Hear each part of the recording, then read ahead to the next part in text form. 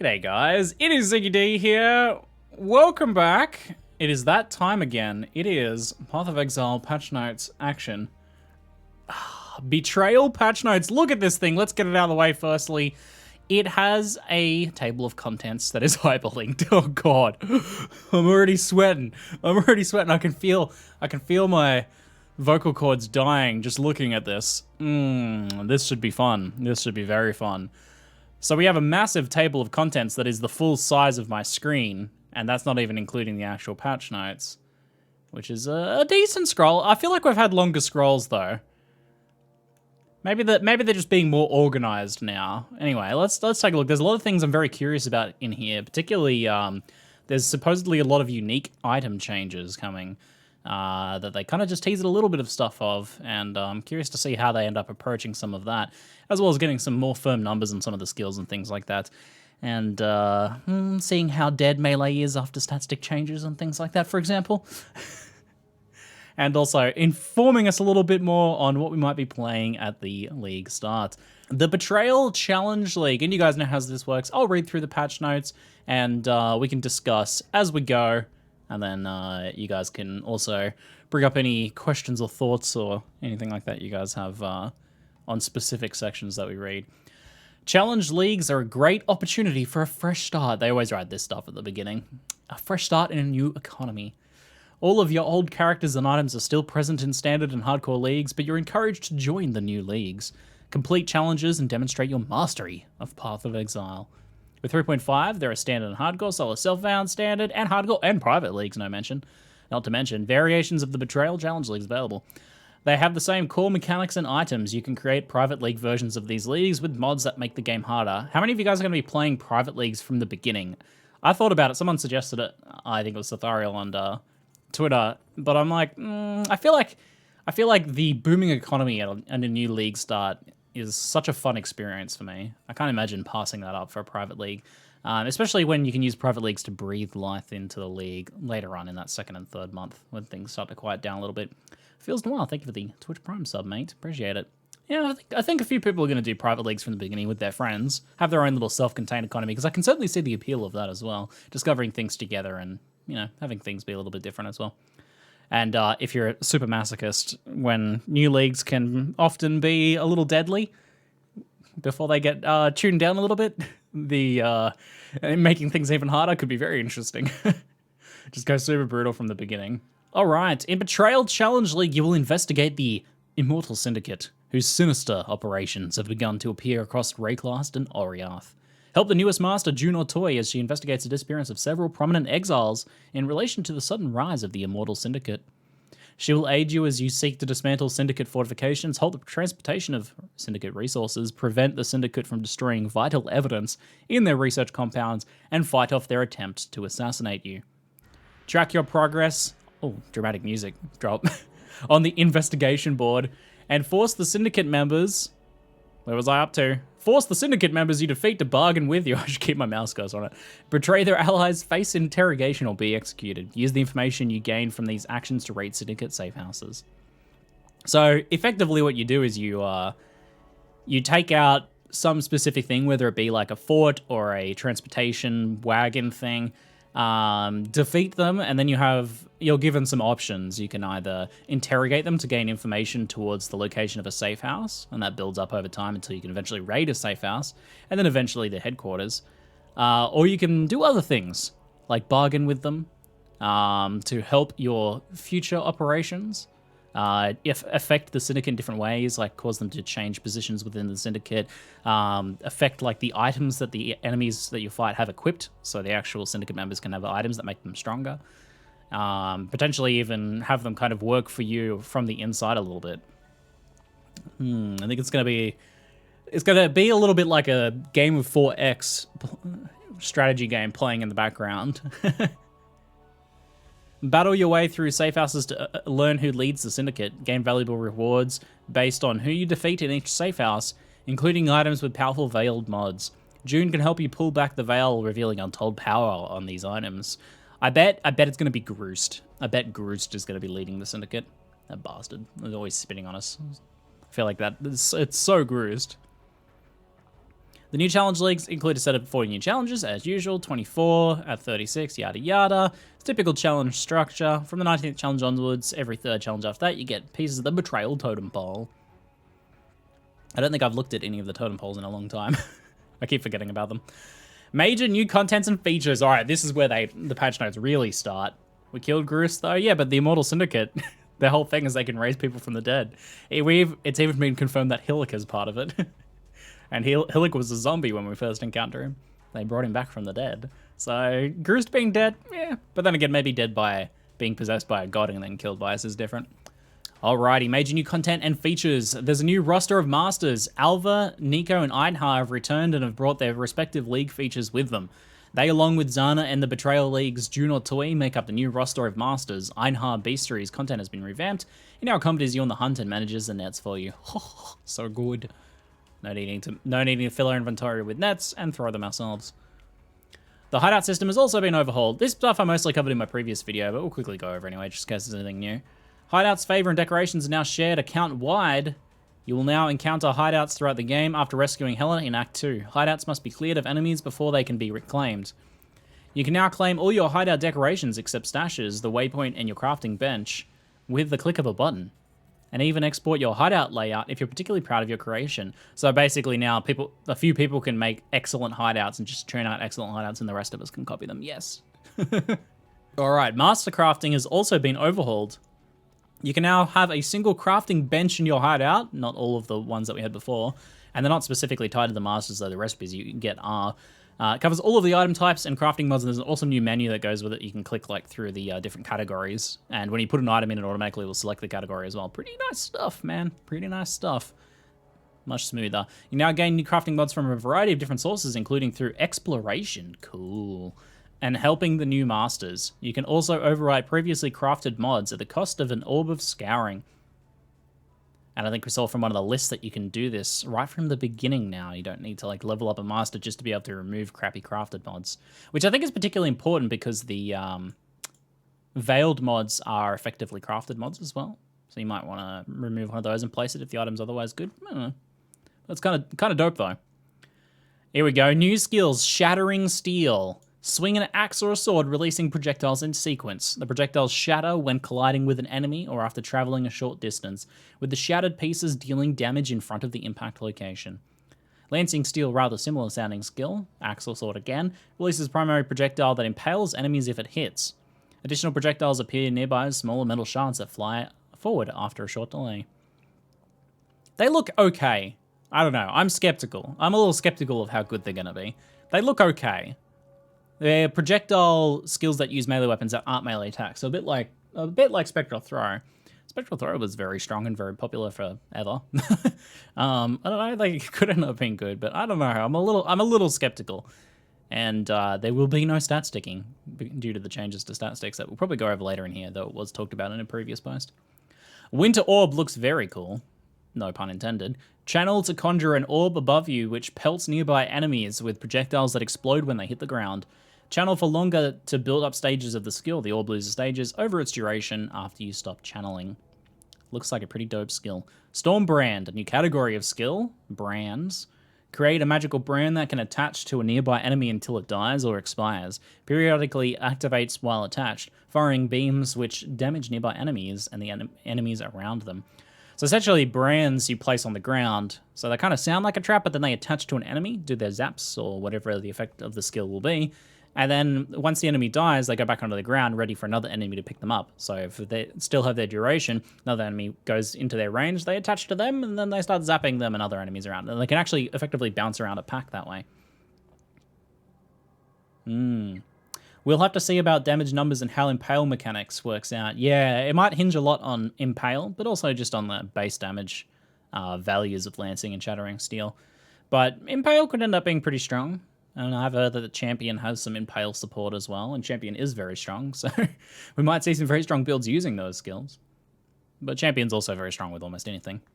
Armageddon Brand, the much cooler looking of them. Storm Brand kind of looks like an arc with a little pulse explosion on it. Armageddon Brand looks way cooler. Creates a magical brand that can attach to a nearby enemy until it dies or expires. It periodically activates while attached, causing a meteor to fall from the sky. So it essentially repeatedly slams the enemy that it's attached to with meteors, damaging everything around it as well. And then it'll reattach and slam them with meteors as well. Brand Recall. This name cracks me up so bad. It's so funny. Whenever I read the name of this skill, it's like, I just think there's like a defective product, right? It's like, no, call them all back. Call them all back. They're no good. Children are choking on them. It turns out people are using them. I think of Beatos. Do you guys remember Beatos? I don't know if that was a thing, but here in Australia, there were these things called Beatos, and they were really popular. They were like little beads that you would like wet, and then they would like glue together, and you could make art with them, and kids loved them. But then they started getting way too popular, and it turned out that people were putting them in their mouths and sucking on them to get high, except they also caused brain damage. So they had to do a brand recall of the Beatos to stop people from sucking on them beads. Oh god, Spidey Lee, thank you for the Twitch Prime sub, mate. That was the thing. I was working at Target at the time, and I saw some real shifty swords buying Beatos. Anyway, what does brand recall do in the context of Path of Exile, if not recalling Beatos? Detach your brands from enemies and return them to you, activating their effect. Your brands have increased branding range until they brand the next enemy. So I don't really get this one, right? Because you can just continually replace your brands. But I guess if you have several brands out, this allows you to put them all down once, as well as getting an extra usage of the skill. So it says activating their effect. So in the case of the Meteor Armageddon brand, it'll throw down one extra Meteor in addition to calling them. So like, I guess it's good if you're kind of clearing and then all of a sudden you're on top of a rare, and then you do brand recall and then, you know, slam a few brands slam there instead of you having to kind of build them up. I don't know. It seems fast, though. The branch seem fast to place anyway, so I don't really know what... It's a utility skill, and it might not be necessary to use, but some people might find it useful. I don't know. We'll see. I feel like that's really going to take some playing of brand builds a bit more to see. Yeah. I'm a little unsure about that. Anywho, Dread Banner. The banners are a new category of skill as well, focusing more on attack builds. I think specifically... No, just attack builds. Generally. I love them. They're cute. They're so cute. They're a flag you carry around. Cast a reserve mana and carry a banner which lets nearby allies inflict impale with attacks. So it adds an extra source of the impale ailment. I think impale has technically been called an ailment. There was a post earlier of a helmet that adds a new fire-themed ailment as well. So I think this is also an ailment. And lessens the accuracy of nearby enemies. Gain stages by impaling enemies while carrying the banner. Casting the skill again places the banner, ending the mana reservation. Once placed, it becomes more powerful for each stage gained while carrying. So, yeah, activate it, reserves a small amount of mana. It looked like it was like 15 or 25%, roughly around that. And then while you're carrying it, you get some smaller buffs. In this case, lessening accuracy of nearby enemies and adding extra impale chance. Whenever you get impale, so this is obviously going to be a bit better if you're using something else that gives you impale, like one of the new skills. It generates stacks, and the stacks will stay on the banner. And then when you place the banner down, it gets an increased buff and like increased radius and stuff like that, based on how many stacks you accrued while carrying it. So you carry it while clear, you get to the boss, you slam down the banner, you have an area in which you can fight and have extra effects from it. So, and it removes the reservation then, but I don't really see that being a big help, really. Because it's not like all of a sudden having that extra mana is going to make a big difference, unless maybe you're like a Mind Over Matter build. They might be somewhat useful in that, but that's kind of opposite side of the tree for different builds, typically. So I don't really see like the extra benefit of the whole, like, it removes the mana reservation by placing it down thing. Because it's not like you're going to like, oh, let me just all of a sudden in this boss fight activate my other aura now that I've freed up that mana. That's way too clunky and awkward. And it's unlikely to be what you end up using, I think. Especially because, this is a timed buff, so placing the banner down. I don't know. I mean, yeah, in theory you could switch on a Herald, but you are probably going to be running that Herald anyway if you want to run it. Heralds are typically better for clearing than they are for boss killing, so I don't see throwing a Herald on just for a boss. Though they are at least instant cast now. There's another banner called War Banner. Cast a reserve mana and carry a banner which increases accuracy of nearby allies and the physical damage taken by nearby enemies. What's kind of interesting about this is that Champion has like some Impale and Banner stuff, but Champion also has the, your attacks can't miss enemies. So getting an accuracy boost from Banner seems kind of wasted. I don't know. In that, archetype that is being supported there. Anyway, you get accuracy and the physical damage taken by nearby enemies is increased, which that is pretty good. The second part of that is certainly very good. And I mean, if you're playing a build that doesn't have some other source of accuracy, then that's nice. Gain stages by killing enemies while carrying the banner. So just killing them this time, not impaling them. Casting the skill again places the banner, ending the mana reservation. Once placed, it becomes more powerful for each stage gain while carrying. You actually need to fully understand the extra buffs on those. Actually need to see the skill gem, which I guess you might get a little bit later. They usually do a post with all the skill gems. New support gem, multiple totems. Seems kind of busted. Supported skills have +2 to maximum number of summoned totems. Totems have been getting quite a bit of love this patch, it seems. Also, brands seem to synergize with totems in some ways. When you use a supported totem skill, you summon 2 totems instead of 1. Which, I feel like that's going to look weird, right? Like, I think that's pretty powerful, because it means we're getting to the point now where people have like 5-6 totems, and throwing down 2 at a time is certainly nice for increasing the ramp up speed that you have. But it's also is it just going to place 2 totems right next to each other? Like 2, like, boop, right next to each other? So I don't know. It seems a little odd. Use it on decoy totem. 2 decoy totems. 2 wither totems would actually be good because it would increase the stacks, but I don't see you running... I mean, you could just use this with wither totem. That's a new support for wither totem, potentially. That's a good point, because doubling the stacks of wither on an enemy is actually legitimately good. Supported skills deal less damage. So it has a less damage, like with all of these multiple supports, like GMP and that thing. Those sorts of things. We have a new support gem for the other archetype, which is cold stuff, and that's Bone Chill support. Supported skills have increased effective chill on enemies. Enemies in chilling areas from supported skills take increased cold damage over time. Taking increased damage over time, very strong. And have damage taken increased by chill effect. So your chill effect scaling will further increase that increased damage that enemies are taking. Enemies chilled by supported skills take increased cold damage over time and have damage taken by increased chill effect. Chilled by supported skills and chilling areas from supported skills. That's important because sometimes chills are generated by a hit, which this covers. So it sounds like the same thing, but it's 2 separate things.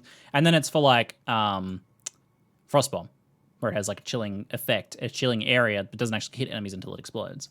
So I think this will be a great support mainly for Frostbomb if you're playing one of those sorts of builds, because it's effectively a debuff. It doesn't actually add a multiplier to the skill it's linked to. It is in like end results a powerful multiplier, but it can be gained through a support skill like Frostbomb. Also potentially stuff like Arctic Armor, but assuming that doesn't mean like area, because I don't know if Arctic Armor's trail is an area specifically. I think this is probably not a keyword here, just like areas that are chilled. The non-keyword usage of the word area.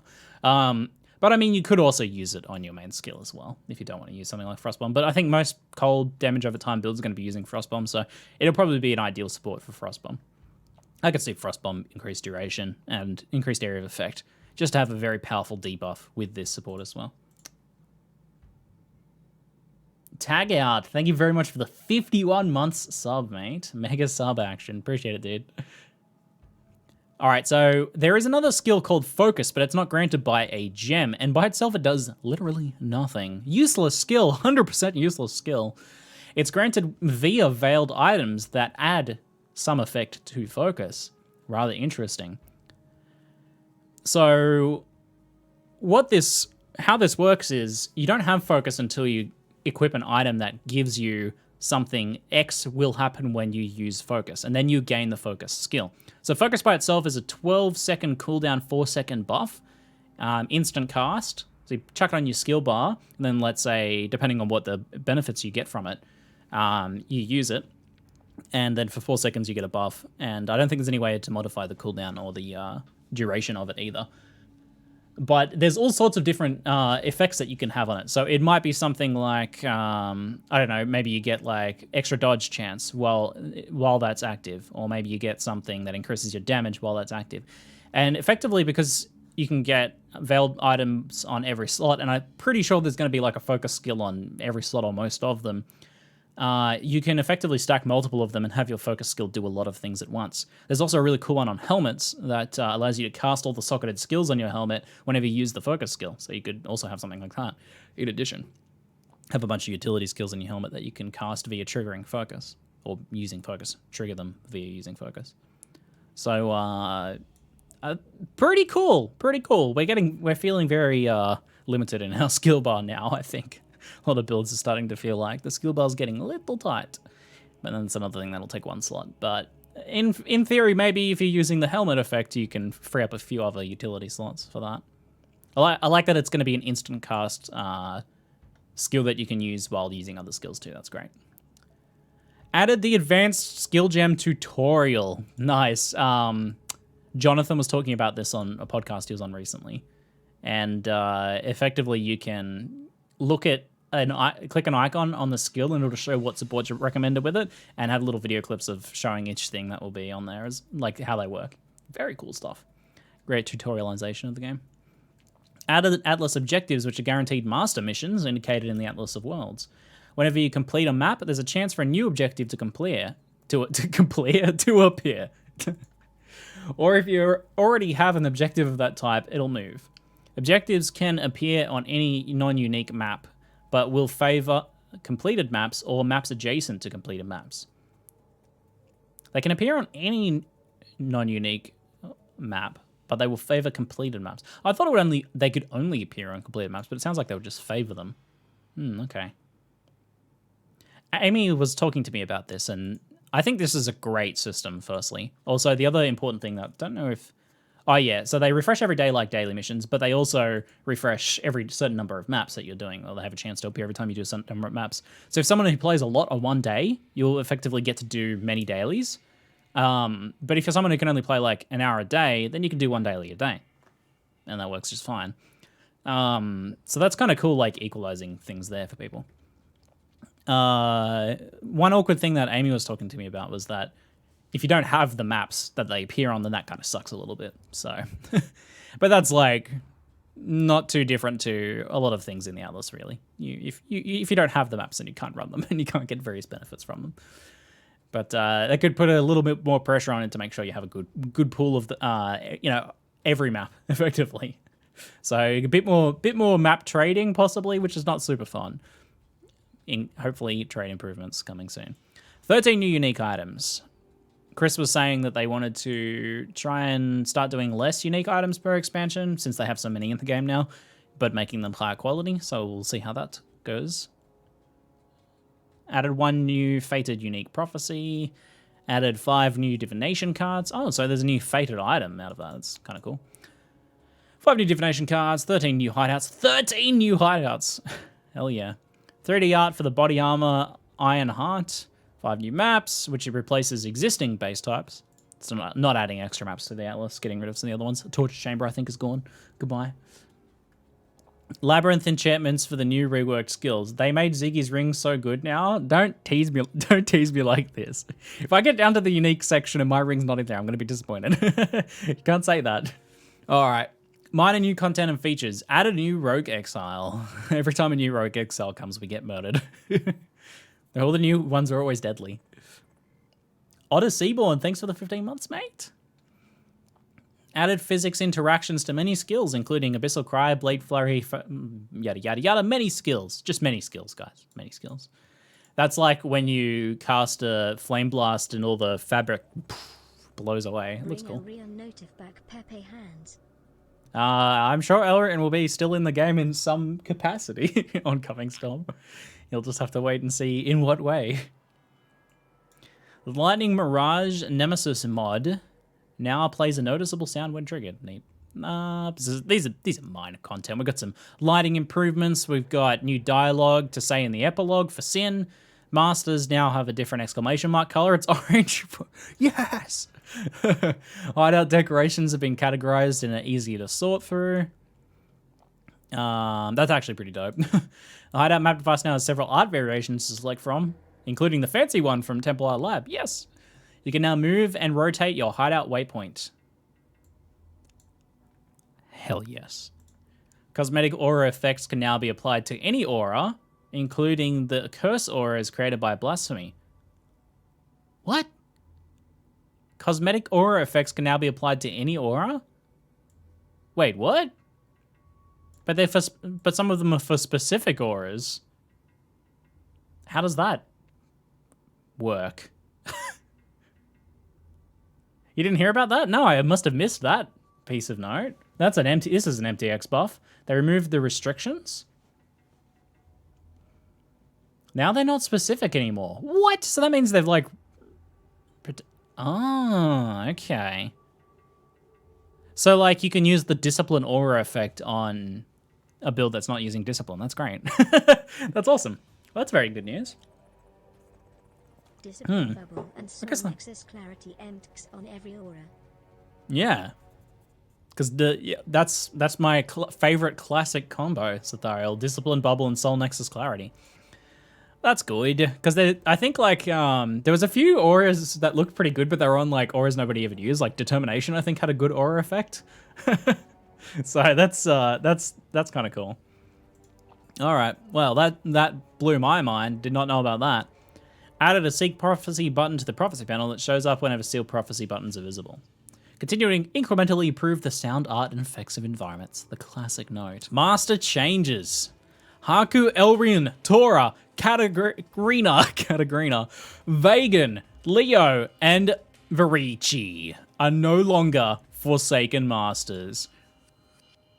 7F. Pay respects. In fact, they've disappeared entirely, and we're worried about them. Good job. Good job, Chris. I tell you what, some of them will not be missed. I don't think I'm going to miss Elrian's moping around in the hideout, nor am I going to miss his, 5-minute long, indefinite missions where you have to defend a totem from slowly encroaching skeletons. Or Katarina escort missions, or music got a little intense. Or Varici open the box without killing the exile. Varici, you're an assassin master. Why am I not killing a guy? I'm not going to miss these things. And from the looks of what we're, and from what's replacing them, it's a big step forwards. It's like, how about we replace Katarina's crappy escort missions with Delve? That's a slightly improved escort mission. Let's say slightly. With an entire league. They replace them with entire leagues. I love it. So brilliant. All right. Einhar Frey is now a master. Einhar will take them. You can first meet him in Act 2. Makes sense, in the jungle. He will help you capture beasts, which can be used to craft items at the Blood Altar in his menagerie. And every mission you do for Einhar has all the beasts you need to craft a recipe. So good, including a red beast, guaranteed each time. He'll be like, capture 5 beasts in this zone. And when he means that, he means just deal damage to them and he'll capture them for you. What a legend. What a bloody legend. I'm glad Einhar Frey is coming back. His voice acting is so enjoyable too. Nico the Mad is also now a master.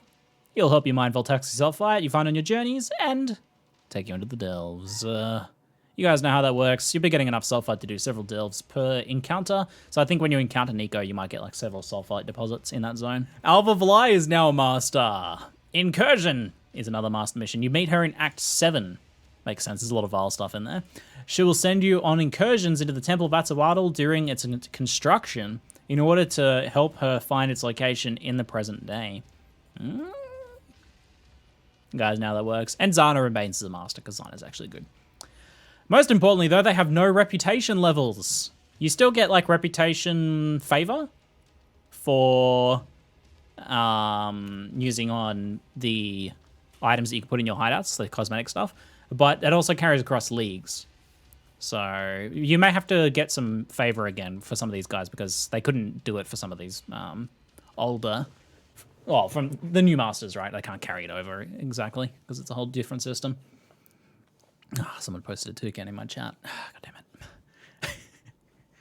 Features such as crafting bench options are a result no longer tied to grinding master missions. So good.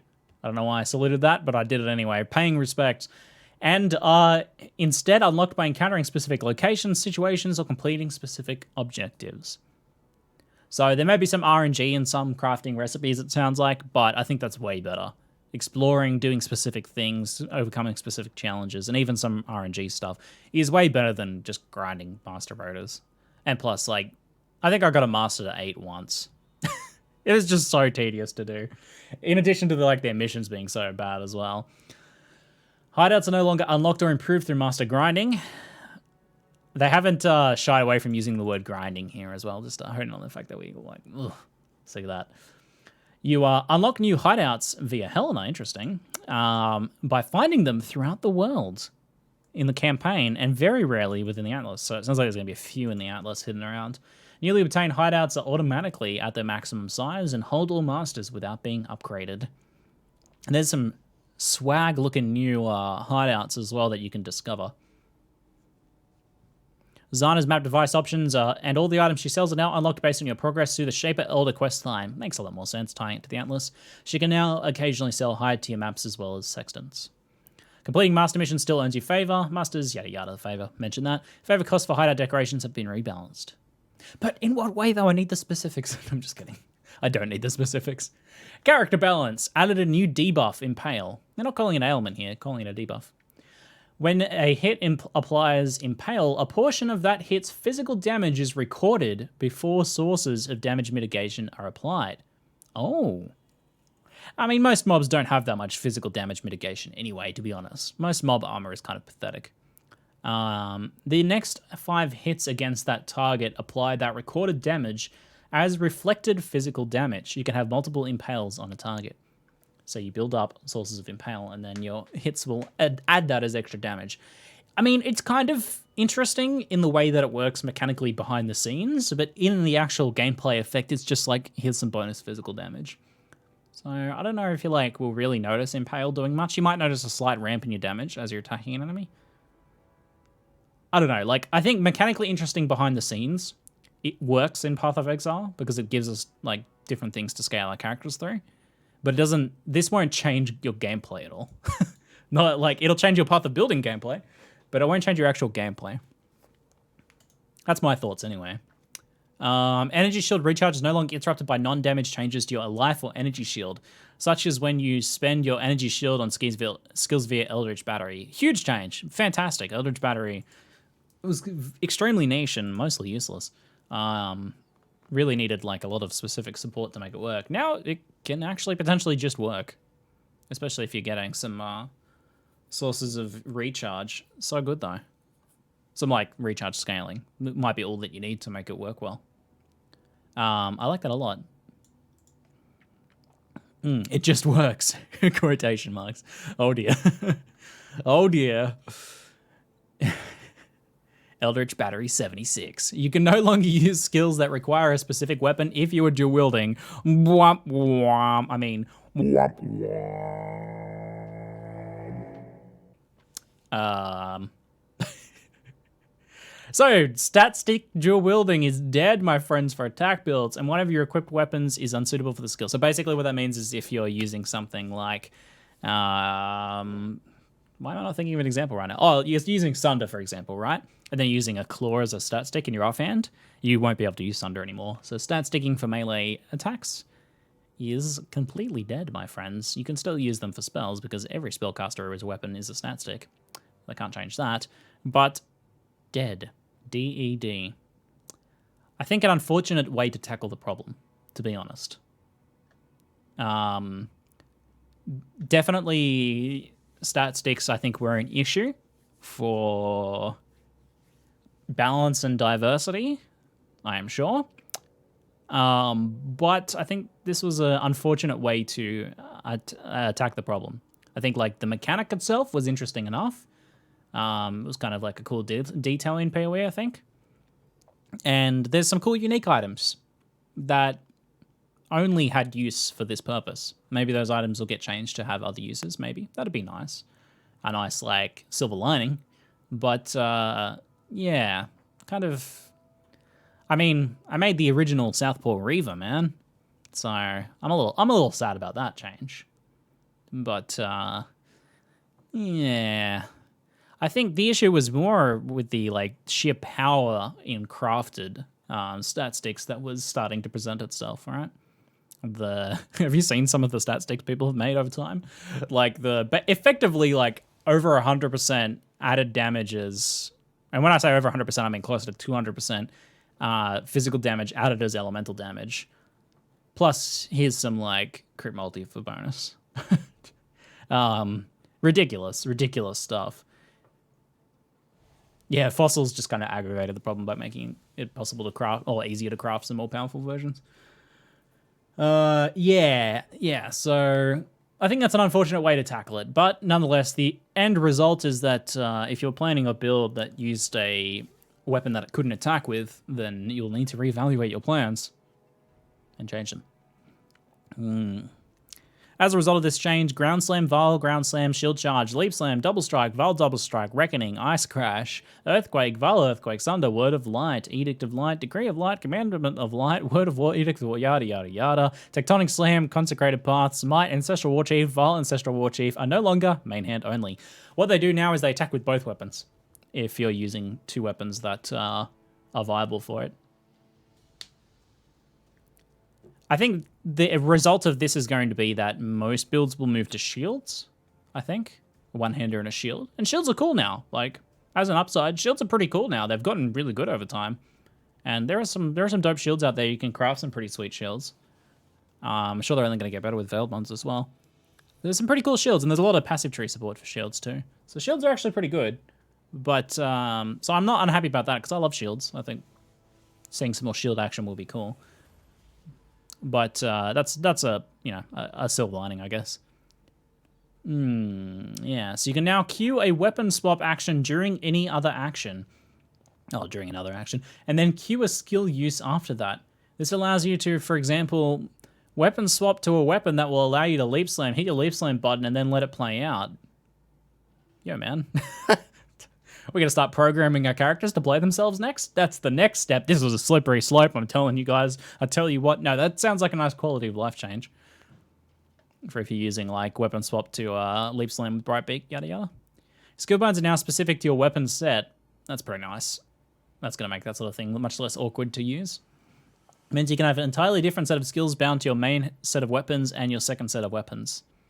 So it means, like, you can set your skill binds for each weapon set, and it'll change between the two. So you can have, like, and some builds even take advantage of this a bit. Like, maybe you have a build that uses, like, what was the example? Oh, here we go. Here's an example. Explosive Arrow. You got your Quill Rain Explosive Arrow in your main hand. And then in your weapon swap, you got a Scorching Ray in, like, the Scepter, Scorching Ray Scepter or something. And all of your skills and support skills for that will, like, swap over and be bound for that whenever you swap. It makes that sort of thing a lot easier. Also just for leap slamming around. Added new stats. Non-ailment chaos damage over time multiplier, specifically a multiplier, and cold damage over time multiplier. These affect their respective damage over time types multiplicatively. in case you didn't get from the multiplier. The total amount that you can slow the expiration of an effect on a character through a time slowing mechanism such as temporal change is now capped at 75 from all sources. It's specifically to prevent, like, some very, very niche case buggy stuff. I understand. Rodix, thank you for the 26-month sub, mate. Appreciate it. Not a thing for regular players to concern themselves with. Updated reminder text for ailments. Reminder texts include 3 new ailments. What are the new ailments, though? I need to know. Updated our source of additional maximum totems are described. Updated and improved various mod descriptions. Nice. Yeah, I'll probably upload this on YouTube. Oh, time for some quality, high AdSense earning, low effort content on YouTube. Oh, podcast. People always ask for it, so I'll go ahead and do it. All right, skill reworks Arctic Breath. No longer a ground projectile. Hallelujah. Arctic Breath being a ground projectile was like something that ZiggyD was like really stuck on for ages. They didn't want to change it, even though making other changes to make it better. But it caused so many problems. Little pebbles blocking Arctic Breath. The worst. It is now capable of passing over gaps and cliffs. Poggers. It's kind of a pretty different skill now, even. Like, I would say even a completely different skill. I'd say Arctic Breath has been removed and replaced with Arctic Breath. It no longer leaves a trail of chilled ground in its wake. It now leaves a chilling area on impact that deals cold damage over time over its duration. This area will move towards enemies, so kind of like it's a creeping chill that moves around towards nearby enemies. You can now target specific locations with the skill. Projectile will impact the location. So it's a ground-targeted skill, though it will collide with things. So it's not a ground-targeted skill that will like pass through enemies. It'll actually collide with enemies if it hits them first. So it is, again, a completely different skill. It's a ground-targeted explosive projectile that will place a cold damage over time on the ground. Completely different skill. And there's a lot of extra support coming for the cold damage over time, so could have some potential. Ice Spear has also been changed. Looks weird, man. Looks like an ice barrage. No longer pierces at short range. They actually flipped it, I think. It now pierces after it aims. Yeah. So they've completely flipped it around. It used to pierce at close range and then not pierce at long range. Now it's completely flipped around, so you want to be playing at like long range all the time. There's no benefits to like being close range against things. Now fires a rapid sequence of ice spears which move 300% faster while arming. Now gains additional critical strike multiplier after it arms. Did it always have that? No, I guess it had crit chance, didn't it? I guess they realized it's more useful this way around because it's not that hard to cap out your crit anyway. We'll get it pretty high. I don't know about Ice Spear. I mean, it could end up just being a spell barrage, which would make it an insane boss killer. It didn't look very good, though. I doubt it's going to be very good for clearing because it doesn't have the barrage jewel that barrage has that can make it viable for clearing. But it could be a good boss killer, maybe. Lucian Midnight, thank you for the Twitch Prime sub, mate. Appreciate it. Yeah, it used to be 600 crit chance, right? Now it's multiplier. Tectonic Slam, charged slam, which typically consumes an endurance charge, now deals 60% more damage, up from 18. Now has 35% chance to consume an endurance charge to create a charged slam, down from 100%. So it only has a 35% chance of proccing. It deals extra damage. Okay, that's it. I don't know if Tectonic Slam's going to be any good. It's a buff. I don't know. I don't know about that one. I'm not enthusiastic. I did play Tectonic Slam skill when it came out. I played a build for it when it came out, and I was like, this is very almost passable. It was literally average, and I mean average not in like, when you say average means bad, but in the literal sense of it being average. I was like, this feels like a perfectly average skill. I guess it'll be slightly above average now, maybe. Possibly. Vile Haste, Vile Grace, Clarity, Discipline, Impurity of Fire, Impurity of Lightning and Ice, Vile Molten Shell, Righteous Fire, and Gluttony of, so all the like self-buffing ones, right? Are now all instant with a very short cooldown. Nice. I love the instant casting skill change. Really good. Tempest Shield is now instant. Now also grants 3% chance to block spell damage. Neat. Vortex is now instant with a 1.8 second cooldown. That's a big change. So it's not a skill you spam anymore now. Instant cast means you can cast it while running, though. That should be pretty fun. Oh, the Frostbolt changes. Can now detonate from up to 5 Frostbolt projectiles at once. So you GMP your Frostbolt and it'll go bang, bang, bang, bang, bang. Interesting. Interesting. Gains increased cooldown recovery speed as the gem levels up. Oh, nice. Okay. It sounds like you'll really want to use it with another skill, though. The Frostbolt thing effectively allows you to bypass the cooldown by getting 5 triggers instead of 1. So that means the Frostbolt angle that they've been trying multiple different ways of pushing over time, but has never really stuck. This might be the one that actually... This might be the one that actually gets some stickage. People might actually use that. Interesting. Deals 42 to 63 at level 1, down from 50 to 75. And 538 to 808 cold damage at level 20, up from 458 to 688. Oof, big buffs at max level. Yeah, makes sense with it being a cooldown skill now. Still, being able to trigger it 5 times. You might get an overlap on the enemy, say, 5 times or anything, on like a boss or anything, though. You might get, 2 or 3, maybe. Deals 116 base cold damage at level 1, up from 41. Big buff to the base cold damage over time. 1500 base cold damage per second at gem level 20, up from 700. What? Jesus. More than doubled the cold damage over time at level 20. Oof. Oof. Oof. That sounds good. No longer deals 40% more damage when cast on Frostbolt. Yeah, I think the idea is now that you're like bypassing a cooldown and getting 5 triggers instead. Interesting. Now it has 20% less area of effect when cast on Frostbolt. All right. I think this has a lot of potential. It looks like it's going to possibly... We'll have to see the cold damage over time on the other skills, but it might be the strongest cold damage over time, I can imagine, especially with it having its cooldown. Ice Nova has been buffed at low levels and buffed at high levels by a pretty substantial looking amount. Can now expand from 2 Frostbolt projectiles at once. Neato. So you get 2 Ice Nova triggers. Okay. And Ice Nova doesn't destroy the Frostbolt, so you can effectively hold down the button and just go bang, bang, bang, bang, bang, bang, bang, bang as it's traveling. So that might also have some potential too. Okay, of all the angles they've tried for this combo skill Frostbolt, Vortex / Ice Nova thing, this is the best angle that they've tried so far. This one actually makes it sound a lot more appealing. No longer deals 40% more damage when cast on Frostbolt, now has 20% less area of effect when cast on Frostbolt. Now has a smaller radius at gem level 1, gaining up to 4+ radius at gem level 20. Okay.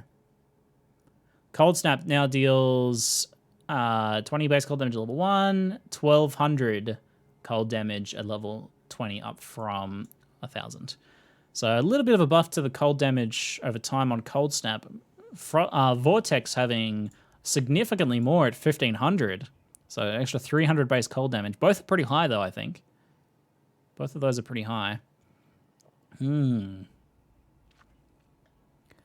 Blades now uses weapon attack time plus 0.6 seconds rather than overriding your base attack time.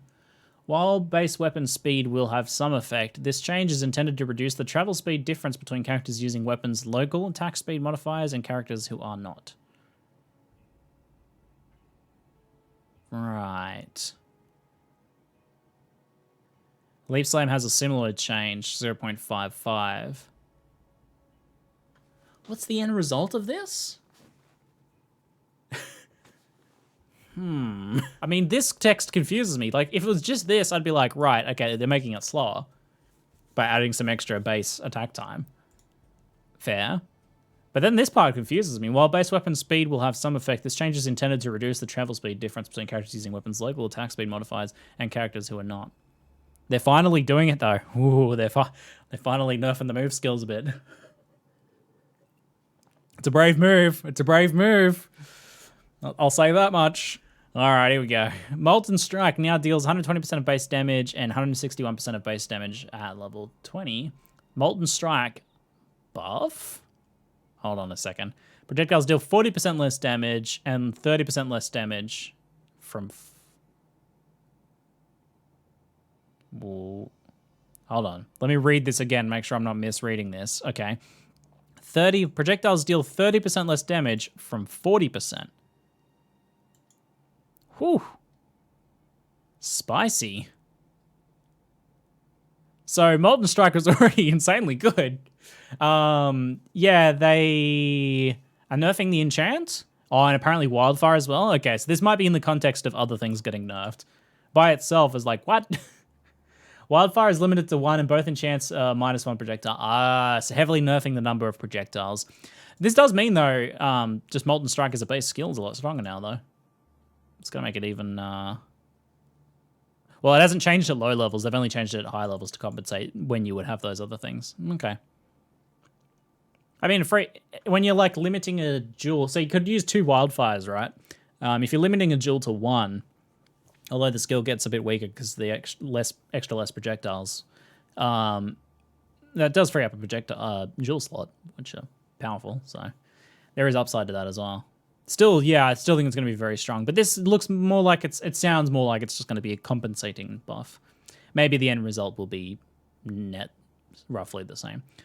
Phase Run now grants 50% reduced visibility to enemies down from 80. No! They nerfed the sneakiness of Phase Run. I feel like that's literally just for spamming Phase Run when you're inside the bubble, trying to stop the things from targeting you in the shape of fight. Maybe also Darkness Running, yeah. Oh yeah, Darkness Running. People were using it for easier darkness farming. You'll still be able to run through the darkness with impunity.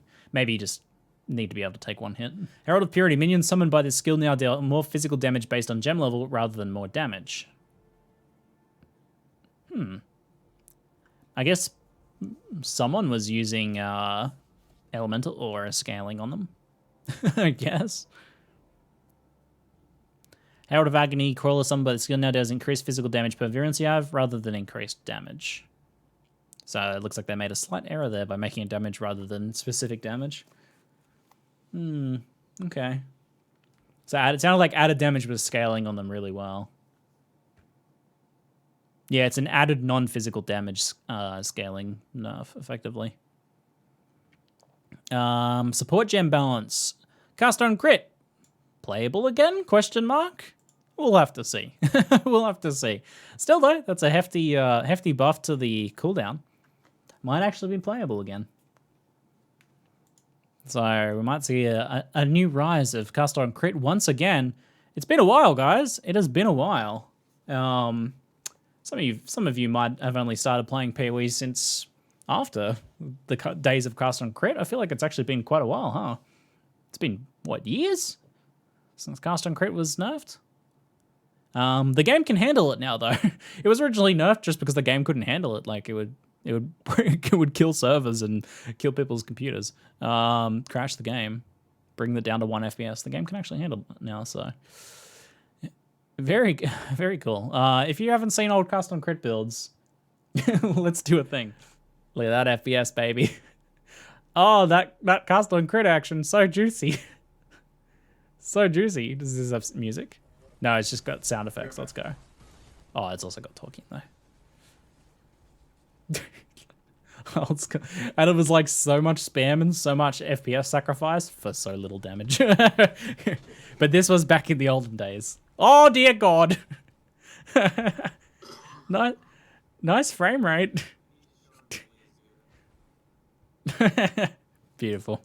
All right, what else have we got? Cast on melee kill also being buffed a little bit. I just feel like mechanically, you know. I don't know, man. I don't know about cast on melee kill, just generally speaking. Fun, maybe not super good. Block chance reduction support. Supported skills now have 10% reduced enemy block chance at 1, down from 20. 20% reduced enemy block chance at gem level 20, down from 29. If supported skill is blocked, it inflicts overpowered, which reduces block chance by 5% for 4 seconds. It can apply any number of times.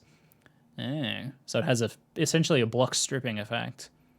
This literally only matters for PvP and Hall of Grandmasters. Passive tree rebalance.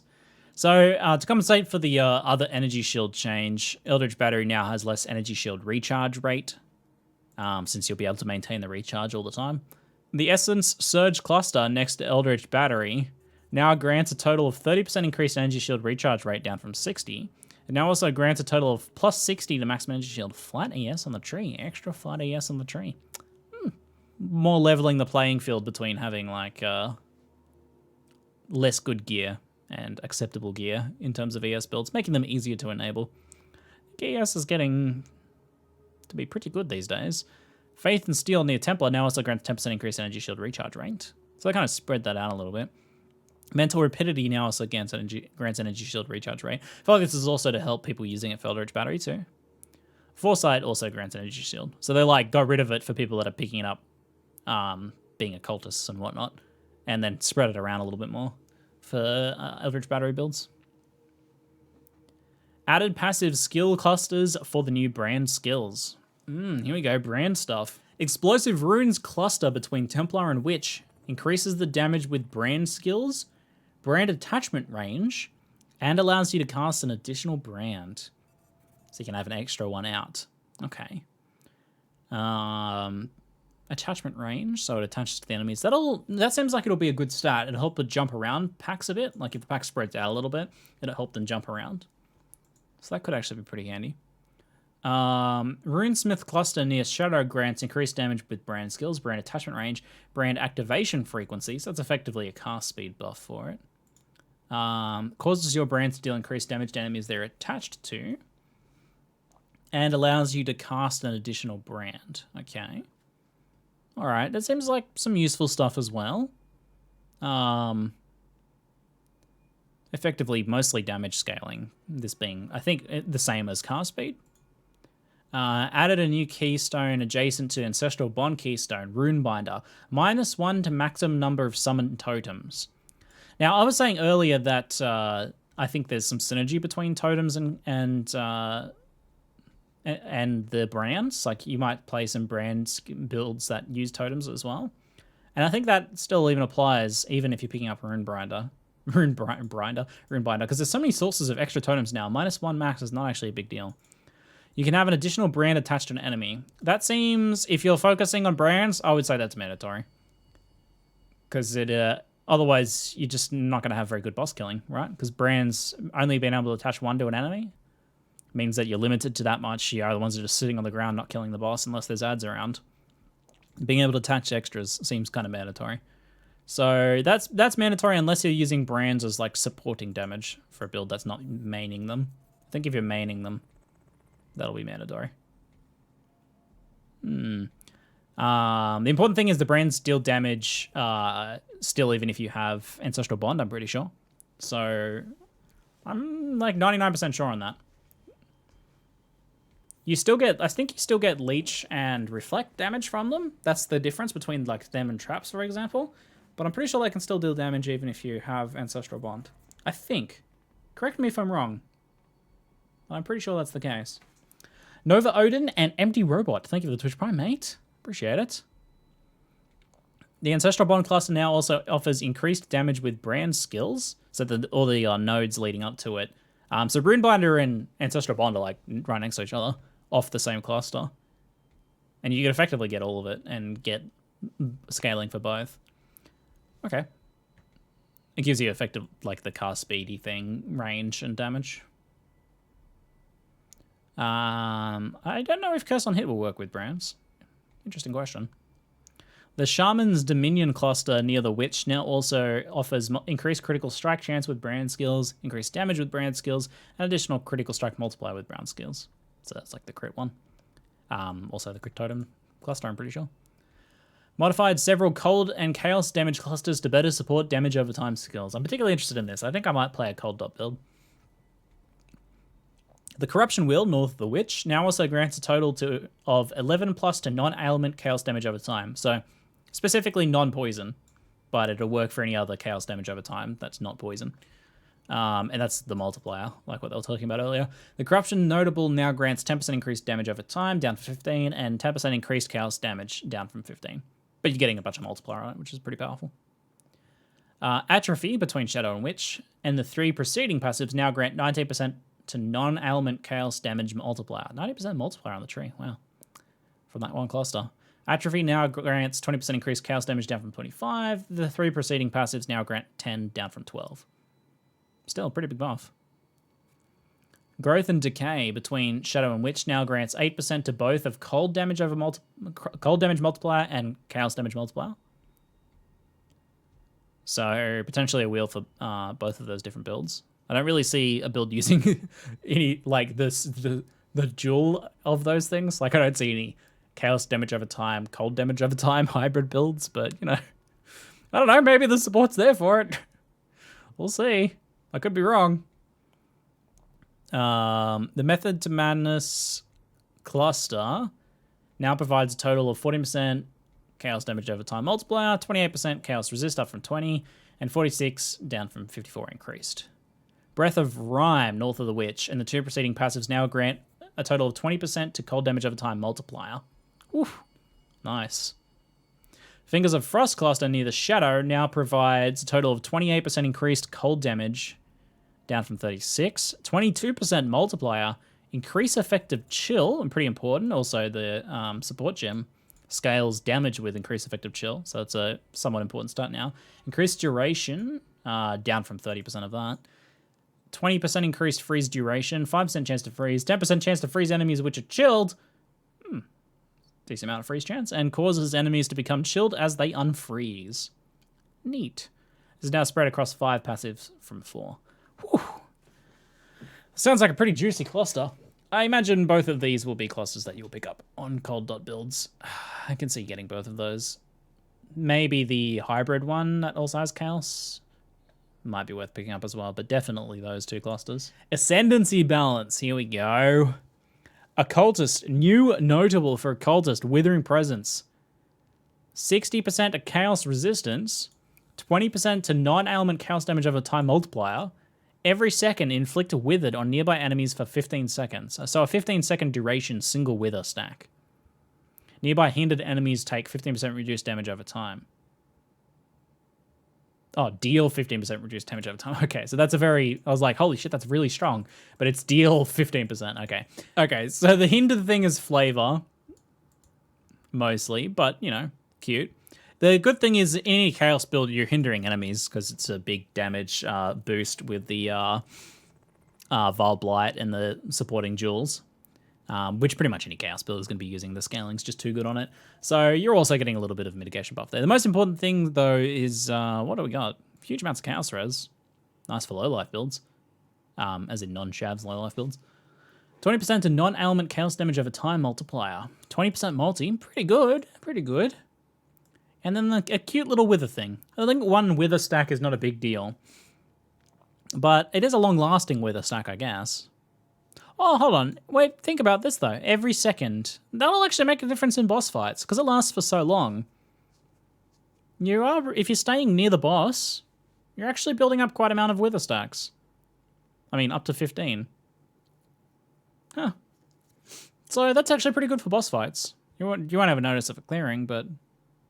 for boss fights, if you're able to stay near the boss, that's actually pretty cool. I like that. I really like that, actually. I really like your math. Every second for 15, and they last for 15 seconds. That's up to 15 stacks. Actually really like that. I love Ascendancy nodes that change the way you play a bit and make you think about your play style. So I really like that, because it's like, I want to stay close to the boss. You already had that a bit in Occultist. It's kind of just further support for that with the whole nearby enemies have reduced chaos damage. Chaos resistance. Like you strip their chaos resist if you're close to them. I really like that. It does actually further reinforce that I want to stay close to the boss for as long as possible. And not just when I'm dealing damage, but I want to be building up those wither stacks. I mean, you probably will still want to use wither totems just to help, but... And if you want to keep your distance a bit. But I like that. That's cool. Cool node. I'm a fan. Frigid Wake, new notable. Cannot be chilled, cannot be frozen. Whoa, so these all... Does it say where they're going? It'll most definitely be off Void Beacon. Let me check something real quick here. I'm just looking. Yep. Okay, so now Occultist deals with all of the problems of going CI, or low life. Well, CI mainly. So you have stun immunity while having energy shield, and now you have freeze and chill immunity. Wow. God, I remember in the early days of Path of Exile where making a CI character like viable to play is you've still got shocked. You've still got shocked. That's the only one to remember. That's pretty dope. I mean, power-wise, for playing Occultist. I do remember the days, though, where you really had to dedicate multiple unique slots to getting rid of stun and traveling across chilled and frozen, going across the tree to get stun immunity and all that. Much easier now. Yes. Okay. 20% to cold damage over time multiplier, so it's kind of the twin note. So Occultist was always like energy shield, a little bit of crit stuff, and chaos. Now it's kind of like cold and chaos, but I kind of like that, the idea of like withering enemies away. I kind of like this combination of the cold damage over time, chaos damage over time, dual themes of Occultist. Every 3 seconds, 25% chance to freeze nearby chilled unique enemies. If you're playing a build that wants this node, they're always going to be chilled. So 25% chance to freeze bosses for 0.6 seconds. Presumably that overrides any mitigation they have for that, but maybe not. If so, it might be like a very occasional, just like slight interrupt. Slightly freeze them every now and then. That kind of synergizes with the notable that gives a chill upon them becoming unfrozen. But again, they're probably chilled all the time anyway. Every 3 seconds, freeze nearby chilled enemies. So 100% chance to freeze for 0.6 seconds of other stuff. Yeah, I think this is just, like, I don't think this is a big thing at all. This is like, I would say mostly flavor. And when I say flavor, those are stats that are like kind of cute and thematic, but don't make a huge difference. And I would call that one of them. Which is interesting. Well, I guess this was a flavor stat here. What's the other stat on this one? Nearby chilled enemies deal 10% reduced damage with hits. So that's not flavor. I was calling the hinted enemies deal reduced damage over time, you know, kind of a flavor stat. 10% reduced damage with hits from chilled enemies, that's actually legitimately good. So each one of these nodes has like a flavor stat, which is fine. They look very strong otherwise, though. Yes. It's a cute flavor stat, though. It's a flavor stat that has a nice visual component, which I like. When you'll be walking along and the enemies around you just all freeze at once at the same time. So that'd be kind of neat. It might scale a bit with freeze duration. 500% freeze duration, that's 100% freeze time on non-unique enemies. How much freeze duration is it possible to get? Be surprised if it's 500. But bosses have like their own kind of freeze stuff anyway. So consecutive freezes probably get a bit weaker in that case, but maybe not. Added a small passive leading to Withering Presence that grants 8% increased maximum energy shield and 5% to non-ailment chaos damage over time multiplier. And the same one for Frigid Awake, which adds the cold damage over time multiplier. The minor node's having multiplier though. Void Beacon now also causes nearby enemies to have minus 20% cold resistance. Yes, I'm pretty sure what I was saying. Void Beacon. So Void Beacon now, it's got this. It'll now also have minus 20 cold resistance as well. And then it'll split off into the other two notables. Cool. Neat. Small passive leading to Void Beacon now also grants 10% increased cold damage. Further support that. Occultist sounds cool. Pun 100% intended. No, that sounds dope. I think that might be what I play. Cold damage. I think I want to play around with the new Vortex and cold damage over time stuff. Seems pretty cool. Champion. This one I'm curious about. I am a little unsure about this. Let's just have a look. Master of Metal, new notable. 20% chance to impale enemies on hit with attacks. Impales you inflict last 2 additional hits. So up to 7 hits for impales. I mean, that's effectively a strong multiplier for impale. That's pretty good. If you've impaled an enemy recently, you and nearby allies have 1,000 plus to armor. You and nearby allies deal 4 to 8 added physical damage per impale on the enemy. Added flat physical damage. That's pretty strong. So you can get up to 7 impales, 7 times 4 to 8. It's a fair bit of extra added flat physical damage. Also, nice kind of rolling in of the support aspects of it. You and nearby allies deal that increased damage to enemy. That's kind of nice. Added small passive leading to Master of Metal, which grants 50% evasion and rating and armor. 8% increased impale effect. 8% increased impale effect. It's like 10% of your damage, so what's that, like 10.08? I wonder how much source of impale effect you can get. It's a very small increase. Inspirational now also causes your banner skills to reserve no mana. Recover 20% of planted banner stages when you cast a banner while you have a banner planted. So when you lift it back up, you get 20% of the stages you had before. Help you with rolling forwards. If you're planting multiple times throughout the map, then that's pretty nice, I guess. And causes you and nearby allies to recover 0.5 maximum life per banner stage. Did we see how many max you could get? God damn it, chat. Just throwing random math. 5.5 plus 2 is 7. Thank you. God damn it, chat. You're killing me. You're killing me. All right. What were I up to? 0.5 of maximum life per banner stage. 40 or 50 stacks? That's a lot of regen. That's a lot of regen. Okay. It also grants 15% increased effect of non-curse auras from your skills. So you get a massive healing regen burst when you plant your banner. 50% effect of non-curse auras from your skills. All right, so this is very good support for Champion Summoner, I'm going to say. The Impale side of things seems like it might be usable. Here's the thing to remember with Champion, though. Champion is insanely good. And you're like, oh, sweet. So it's getting better, right? Well, the thing you have to consider is you're competing with things like Worthy Foe, which is insanely good. And First to Strike, Last to Fall. And like potentially if you wanted any of the Fortify stuff as well, you're competing with that. Are you going to get both those nodes? One, I could see maybe getting the Impale one if you're playing, let's say you're just playing a regular attack build, right? I'm playing an attack champion. I could see getting, you know, your, no, God damn it. You won't let me select this, will you? Yes, look. Okay. I could see getting this because it's insanely good. You know, this for bursting down bosses is insanely good as well. And then I guess you have to sacrifice Inspirational, which people like getting for the, you know, move speed, because move speed's always good, to pick up the Impale stuff. It means you can sack some move speed for a pretty good chunk of extra damage. I mean, that's potentially pretty worth it. I don't see picking up the Banner one, though, if you're playing just a regular attack build. The Banner one sounds like it'll be really good for, like, summoners and support builds.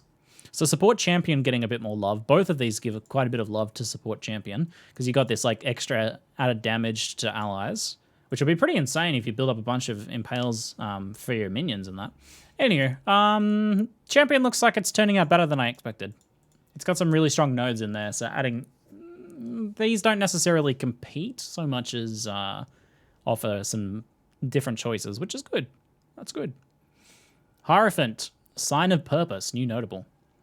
You can cast an additional brand. Enemies take 10% increased damage for each of your brands attached to them.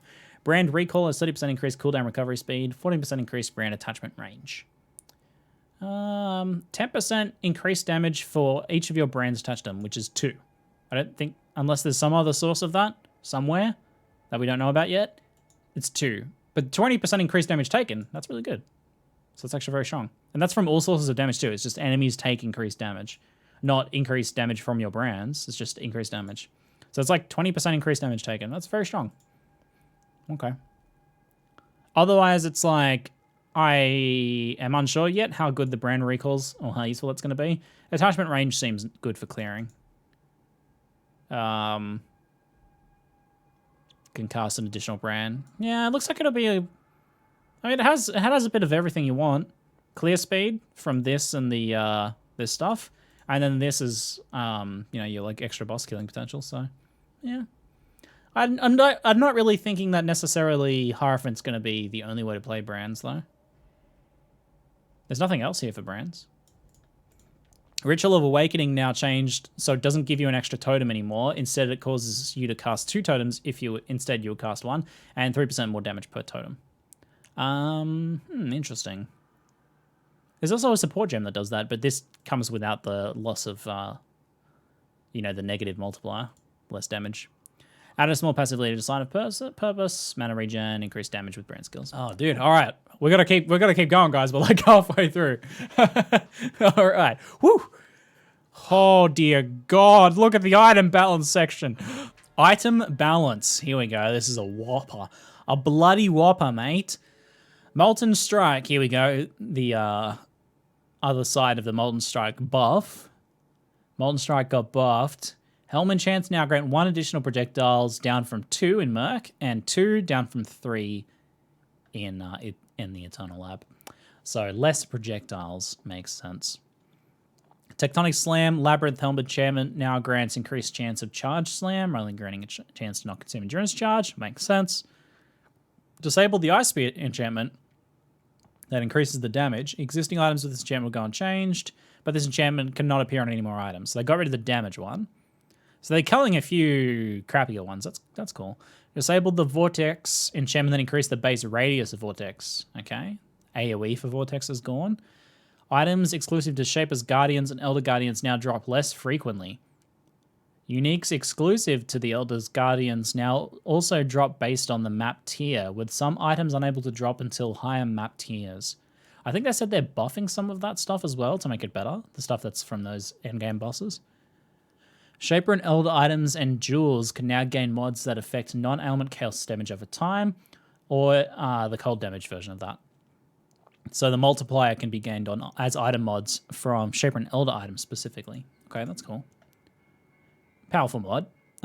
Ruby, Sapphire, and Topaz flowers no longer grant added maximum resistances. What? Instead, they each reduce damage taken of their respective elements by 20%. Oh, okay. Wow, they're tackling the max resistance stacking. No more immortal builds, eh? Builds, everybody can die once again. There you go. So for people just using it for their regular purpose of just like, I want to mitigate the damage a bit more, that sounds fine. Like reducing the damage taken by 20%, that's pretty strong. But yeah, no more immortal builds. There you go. They're tackling that side of things. Interesting. It is a buff to Lawweave, yeah. Because Lawweave's drawback was that you couldn't use those flasks because they wouldn't do anything, right? Because Lawweave's like, you have 80%. You can't change it. But this will stack with Lawweave's effect. So you'll have the 80% resist, and then this will give you extra mitigation of a different type. So that's pretty cool. Shaper weapon mods, which cause you to gain a portion of physical damage as extra cold, fire, or lightning damage, or extra damage of a random element, grant half as much extra damage. So they're nerfing this as well as disabling the stat sticks for melee weapons. Weird. I thought they would have just done this. Personally, I would have thought they probably would have just taken the approach of making it so you could only get one of these mods instead of heaps of them. Because you can get like 4 of them, can't you? I mean, this tackles they use for spellcasters like Blade Vortex characters and so on. Amulets are unaffected by this change and does not affect existing items, yada yada, Divine Orb stuff. Dying Anguish Divination card can no longer drop. It will return in the future with some modifications. Which one was Dying Anguish? Let's have a look. Dying Anguish PoE. Oh, so basically they're like, let's make this useful. So it was a pretty bad one. Not very useful. Level 19 gems, not very useful at all. So they're probably going to make that somewhat more interesting, hopefully. Unique item balance. Oh, here's the big one, guys. Dear God. Okay, let's have a look. Gotta take a deep breath, have a drink of water. I'm nervous. Okay. Aegis Aurora has a bunch of extra armor and energy shield. I'm gonna like condense these down a little bit. Existing versions can be upgraded. Okay, Aegis Aurora, a little bit more armor and energy shield. It's not a big difference because I don't think the base item actually has that much. Anyway, it has a bit of extra energy shield and armor. Neat. New versions of the Oxium no longer have 10 to 20 increased elemental damage with attack skills. They now have 20 to 25 increased elemental damage with attack skills per power charge. Oh, that's a much more interesting and more powerful.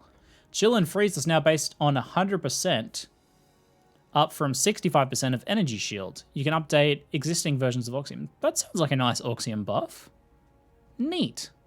That item, I thought it was kind of a cool item, and is now much nicer, I think. That's much nicer. Neato. So you got the attack damage leeches mana per power charge. The nice, god damn it, wiki. Energy shield, mana. Elemental damage of the attack skills has been changed to a fair bit of elemental damage of attack skills per power charge, so extra power charge stuff going on. And then chill effect and freeze duration was kind of like another way of getting the chill and freeze mitigation on like a CI or low life build, for example, which are usually problematic on a build that doesn't have much life.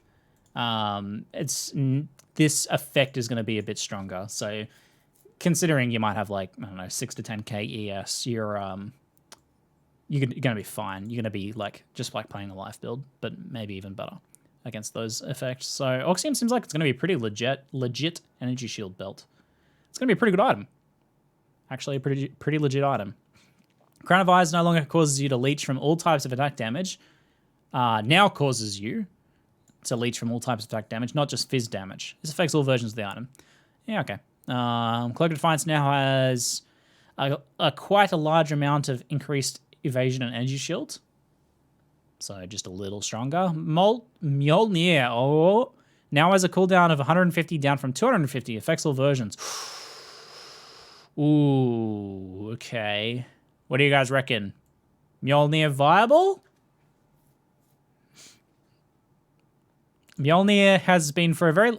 once upon a time, Mjolnir was one of the best and most chased after items in the game. For for its own very cool, unique playstyle. For a long time has been very bad for how rare it is, because it's a pretty rare item. 6 procs a second, yeah. Okay. Might actually be pretty good again. Yeah, Mjolnir was... I've seen some viable Mjolnir builds recently, so it's probably going to be pretty good then, if we're using that as a baseline. From 4 to 6.6 spells per second, apparently, not counting cooldown reducing items. Sounds like it could have some potential. Here is Aya. Now adds 170, let's just say top end, 188 to 260, up from 60 to 80 cold damage to attacks with bows. That's a pretty large amount of flat cold damage. Nice. Chest armors are an incredibly competitive slot. So still though, it's a pretty hefty amount of flat damage on a chest, which is kind of nice. Your chest is now weapon. I don't know, it's weapon levels of damage on a chest, isn't it? As far as offering, damage, that might be one of the better damage sources for specifically that, which is kind of a niche thing, flat cold damage. But there is some stuff you can do, like with cold damage scaling, specifically now, adding flat cold damage. It just needs life. Yeah, not having any life on like a dexterity, evasion, dodge chest is a bit rough. Still, it's a pretty high DPS chest now. Bow only 2. Oh, is it specifically with bows? Oh yeah, it's not just a regular attack damage now, so it's not going to work with like one-hander attack scaling or something like that. All right, shout out to Wheels who's hooked us up with this. It's going to be a little nicer to look through. So this is the current version of the item, not the new version of the item. Lionized Vision now has a dexterity requirement of 160, in addition to the ordinary strength requirements. This does not affect existing versions. This change has made it easier to roll green sockets. That's actually pretty nice. Because it's a pure armor chest before. It was quite difficult to actually get a bunch of greens on it. If you needed like 4 or 5 green sockets, you're mostly out of luck. So that's actually quite nice. Bringer of Rain, classic item. Let's have a look. AUC Bear, thank you for the Twitch Prime, mate. New versions of Bringer of Rain now support socketed skills with level 18 blind and faster attacks. This change also affects very, very old versions of Bringer of Rain, for which these were the original support levels. A Divine Orb will not update these items to new values. However, it will update the life value of Bringer of Rain to the new values of 200 to 220, up from 120 to 160. Okay, so it has life range of 200 to 220. That's quite a lot of life. More than makes up for the missing the chest armor amount of life. And level 18 blind and faster attacks. So bringing up the blind to level 18, whatever. You get a couple more blinds. And then level 18 faster attacks is actually kind of nice. An extra 6 levels in that. A few percent extra faster attack speed. Okay, that's pretty nice. Mostly the life is a big change. That's a lot of extra life. So Bringer of Rain coming back in a pretty big way, I think. Carcass Jack, classic AoE chest. Always been very popular since its inception, has fallen off a little bit because of things like Impulsor taking over it for a lot of builds. But, that said, Carcass Jack now grants 40 to 50, up from 20% increased area of effect. That's a substantial increase. Right. Neat. That's pretty good. AoE's like a bit rough on some skills still, like the way the balancing ended up panning out for the AoE changes a while back. But still, that's pretty hefty increase. If you just want as much AoE as possible, it's very definitely definitive. It makes sense for a change like this to happen because it does need to compete with Impulses, which is effectively a large increase in AoE. So this might be nice if you want to get a bunch of extra AoE on, say, a cold build that wasn't planning on using any Impulse Explosion action. There's the Heroes we had a look at earlier. There's the Mjolnir change. Cloak of Defiance, just got the Evasion Energy Shield up. Crown of Eyes, got the Leech. Doriani's Fist, okay. Whoa, lots of text. Doriana's Fist, its damage has been nerfed? Okay, hold on. So the damage for lightning damage to unarmed attacks is 225 to 600, down from 335 to 900. So a substantial nerf to that. Okay. Let's see what's following. The spell damage is now 135 to 360, up from 90 to 240, so a buff for the spellcasting side of things, so unarmed spellcasting. Doriani's touch skill granted by Doriani's fist can now hit up to 50 enemies per skill use, up from 20. Okay. Has 20% more of effect. All right. Now costs 8 instead of 28 mana. All right. Can no longer be evaded. Oh, okay. It now has 50% less attack speed, down from 30. So it's got a heavier attack speed penalty. 600% added damage effectiveness, up from 350. And now converts all physical damage to lightning. Okay, so they nerfed the base amount of lightning damage you're getting, but made it more useful to get other sources, a lot more useful to get other sources of lightning damage, which is pretty good because getting flat added lightning damage is quite a thing that you can do. So it's kind of more like face breakers now, in a way. So that's actually a pretty mega buff. It's a little better for the spellcasting side of things, but whatever. Mostly for the unarmed side of things. The skill itself has gotten quite a bit stronger, but the 600 added damage effectiveness is on the skill itself. So Dorian, using the skill itself now, using it instead of using some other random skill like Ice Crash, because it was kind of better in a way before, that is now actually quite a lot stronger. It's almost like... actually a lot more like Face Breakers, because Doriani's Fist was kind of like, oh, it's only like Face Breakers in that it was an unarmed build, but now with the huge added damage effectiveness, it is kind of like Face Breakers, where, you know, adding a little bit of flat physical gives you a huge amount of damage. Now adding a little bit of flat lightning gives you a huge amount of damage. So that sounds like the Doriani's touch skill could actually be playable now, because it's pretty bad before. Yeah, less attack speed is kind of rough, maybe. It'll take some use, maybe, to see just how good it is. But that sounds pretty good, though. I think that sounds pretty good, though. Yeah, not just lightning, too. Like, you can get other sources of damage, too. It's just straight up added damage effectiveness. So, like, you could technically even get physical damage, and it'll become lightning damage, too. So, literally any added damage, because it converts all physical to lightning. So...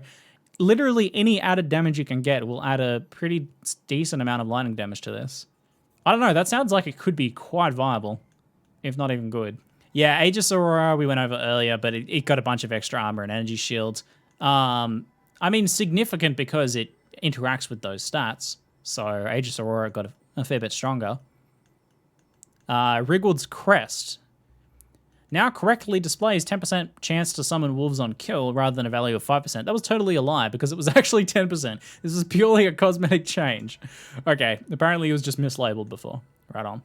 Blood of Corruption's Gluttony of Elements skill now prevents those affected by the aura from gaining Vile Souls. This skill affects all versions of the items. That was probably intended to be done before, because that's happened with all other things. Xerfes. What? Xerfes now grants a buff when you use a skill during the flask's effect. This buff recovers, yada yada, the mana cost as life per second, right? This buff and the healing is removed when you are hit.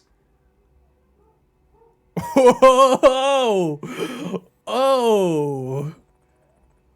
Whoa! Oh, okay. Rip. Damn. Okay, so if you're not familiar, I played a Xerfes build last league. Like Xerfes Poet's Pen, some of like the most busted stuff in the game. Xerfes just gave you ridiculous amounts of healing. If you're not familiar with the item, just huge amounts of healing. You would spam a skill that cost huge amounts of mana, like hundreds and hundreds of mana, and then multiply that by like 600% of the cost and heal that much life. It was just insane amounts of healing. Now though, taking any hit will remove the effect so that you would need to use the flask again. So you're not having permanent uptime on that. So in some cases you might get like, it's when you use a skill, it grants you the buff. So you'll activate the flask, and then when you use the skill, you get the buff. So you're going to get at least one use of it. Like, you'll get at least one heal. So it'll still be kind of a useful flask, but given how, like, it was very expensive because it was insanely good, and very rare. Like, it was only really possible to get through, like, Parandus and the Reliquary, for example, the Parandus map and the Reliquary. If it was cheap and common, this would actually be like a reasonable flask to use, I think. Because that's a pretty powerful heal to just get, and like occasionally you get a couple uses out of it. But now for it, the way it's used currently is dead. Yeah. The way it's used currently is dead. No more just like face tanking with it, which is the way it was currently used. Like you just get up with Poet's Pen, face tank the enemy while spamming huge amounts of mana. They did change one other thing. So before it was over 4 seconds, but now it's per second. So it's almost like for its intent. I kind of like the way they've done this for the intended use of it, I guess. It's more powerful, but for like the face tanking ridiculousness, it's gone. It's dead. Still, yeah, it's easy to miss that part per second rather than over 4 seconds. So the actual healing was buffed quite a lot. It's just that the buff can now be removed, so you can't face tank with it so easily. I mean, unless you've gotten more charges, you can just reactivate the flask. I guess in one way, just using your skill again will reactivate it. You know what? This might not actually be as bad as it looks. Here's the thing. All right, wait. I'm reevaluating my initial thoughts on this, actually. This might actually still be good. Might not be so dead as first reactions might have implied. Because what happens is you activate your Xerxes buff, and let's say you get the full... How long is the duration on a thing like this? Oh, 10 seconds. Okay, so let's say you've got it active for the full 10 seconds. You've balanced your mana so that is the thing. You use the skill, you get the buff, you get a mega heal. The heal is now more potent, so you get a mega heal. And maybe you get a few heals out of it, then you get hit. The thing gets stripped. But you're still attacking. The moment you attack again, the buff recovers. As long as the flask effect is still active on you, the buff will be reactivated. And then you'll heal again. So that like almost sounds like it's... Yeah, because the buff is removed on the hit, but not the flask effect. So that's actually sounds like if you're just standing there attacking, then who cares if the buff gets removed because you're just reactivating at the moment you attack again.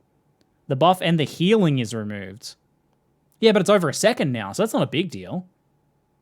Unless you're getting hit just constantly by something, which doesn't count as dots because dots don't count as hits. So most like scary boss stuff is like not too frequent, the hits.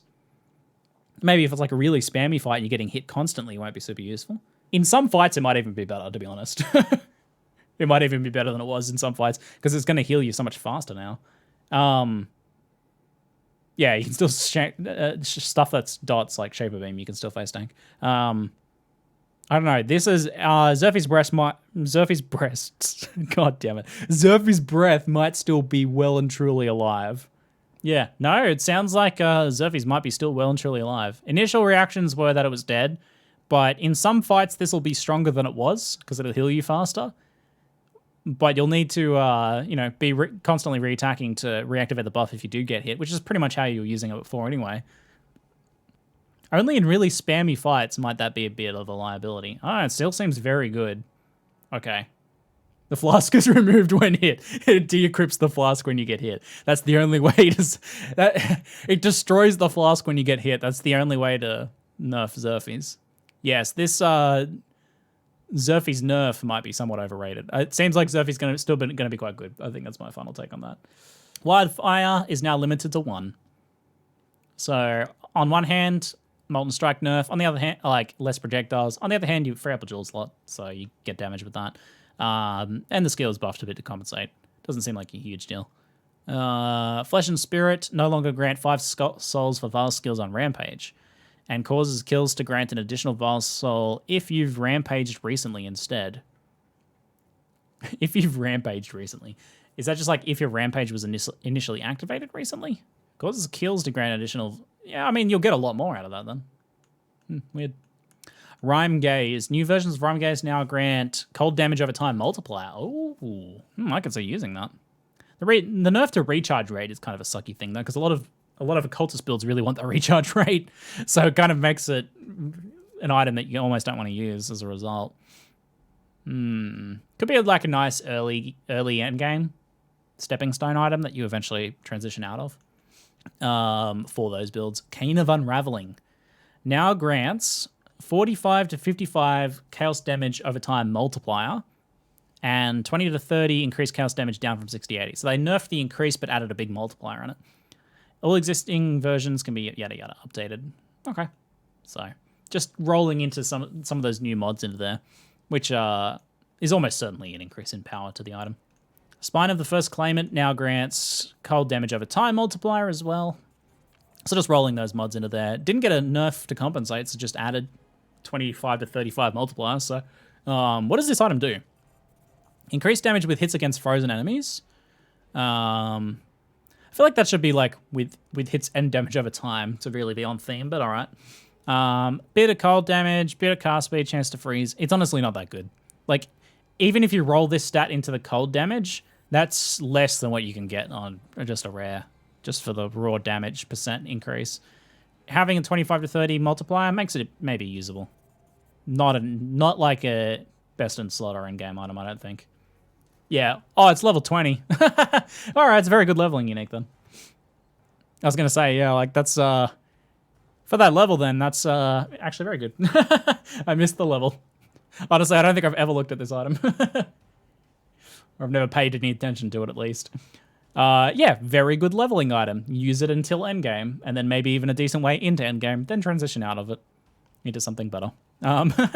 Neat. Divination Distillate no longer provides additional maximum resistances during flask effect, and instead, same as the other flask, instead provides 50 to all elemental resistances during flask effect. Existing divination distillates are not affected. The old max resist stacking from flasks is completely dead. This doesn't even get the mitigation that the other ones get. It just gives you some regular resistances, which is kind of useless. Like literally useless, because at what point are you not going to have your resistances capped? It's like now it's like a gold room for leveling. Right, okay. It's a gold room that's not always active, though. So it's not actually a gold room. Don't take my word for that one. Chinsol. Chinsol's always been pretty good bow. Chinsol now deals 50% down from 100% more damage. Oh, dear God. Okay, hold on, wait. All right, read the rest of the text first. 50% down from 100% more damage with arrow hits at close range, and now has 200 to 260 up from 150 180 increased fizz damage. What? Okay, so what they did here was like people were using Chinsol for like so many different things. Chinsol was like a good Ellie bow, believe it or not, because you could just get that multiplier just being a huge multiplier, right? And that being like good enough for Ellie builds. Now, when like its intended use was for it to mostly be kind of like a fizz, it's got some fire sub-theme stuff, but I guess it was mostly just a fizz bow. Oh dear.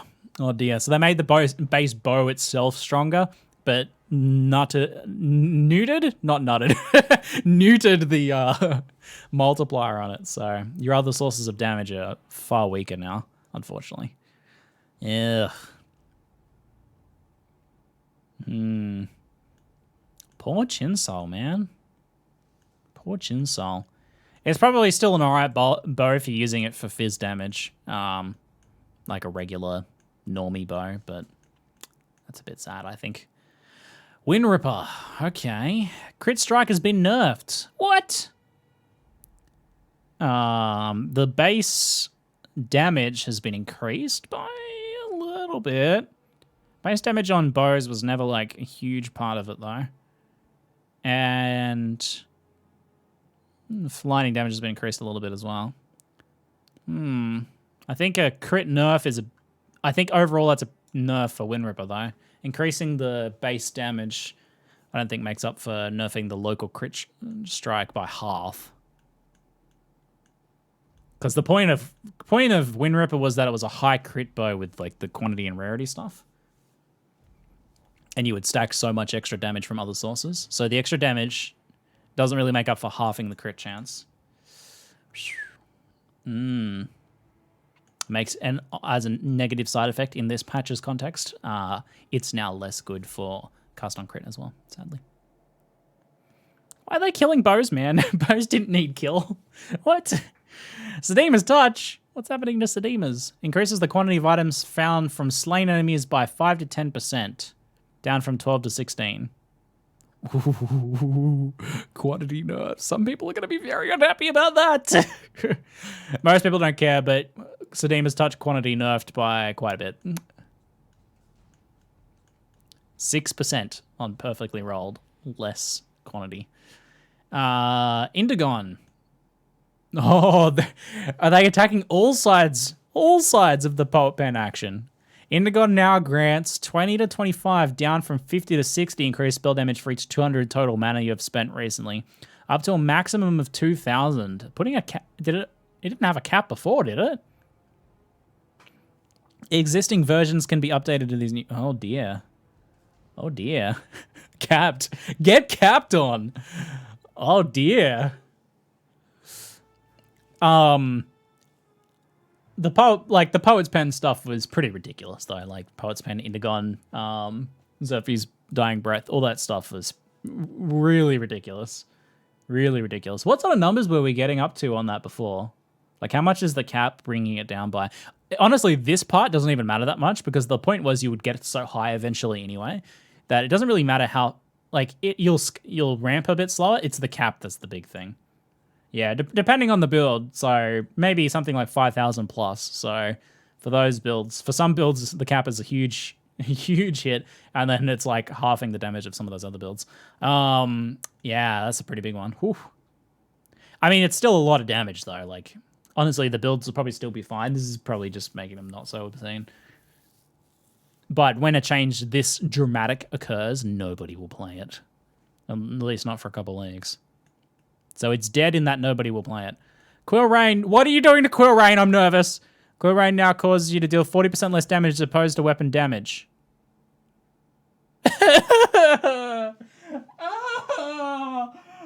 Oh, Quill Rain, no.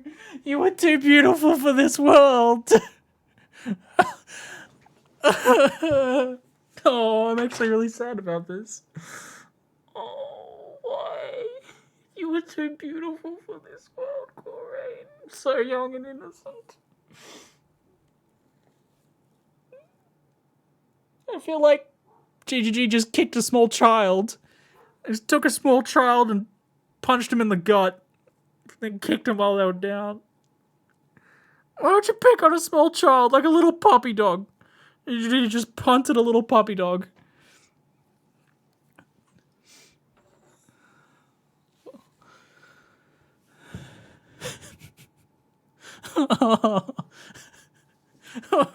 Why? Why? Why though? Seriously though, why? Oh god. Why? Poor Quill Rain. Oh man, so sad. That's so sad. Okay, so explanation time for some people that actually don't know what's going on. Quill Rain was used for specific skills that didn't deal weapon damage. Originally and classically, Quill Rain's actually an ancient item. And classically, it was Explosive Arrow, because Explosive Arrow would hit, the weapon damage was insignificant. What was significant was the secondary effect, which was the explosion, which wasn't weapon damage. So you'd use something like Quill Rain just for its mega attack speed, get a lot of explosions and stacks happening, and deal damage through the secondary effect. Really cool. Made Explosive Arrow viable.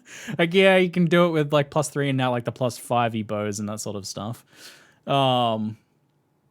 But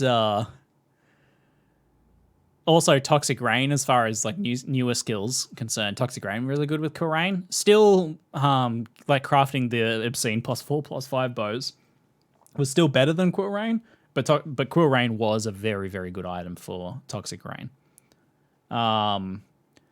Unfortunately for Toxic Rain can probably handle it. Unfortunately for Explosive Arrow though, Explosive Arrow was only just hanging on by a very thin thread of life. And that kills the Explosive Arrow. So, RIP Explosive Arrow. You deal 40% less damage. So that even affects things like cast on crit too. And let's face it, Quill Rain was not actually that good for cast on crit, having shit all crit chance.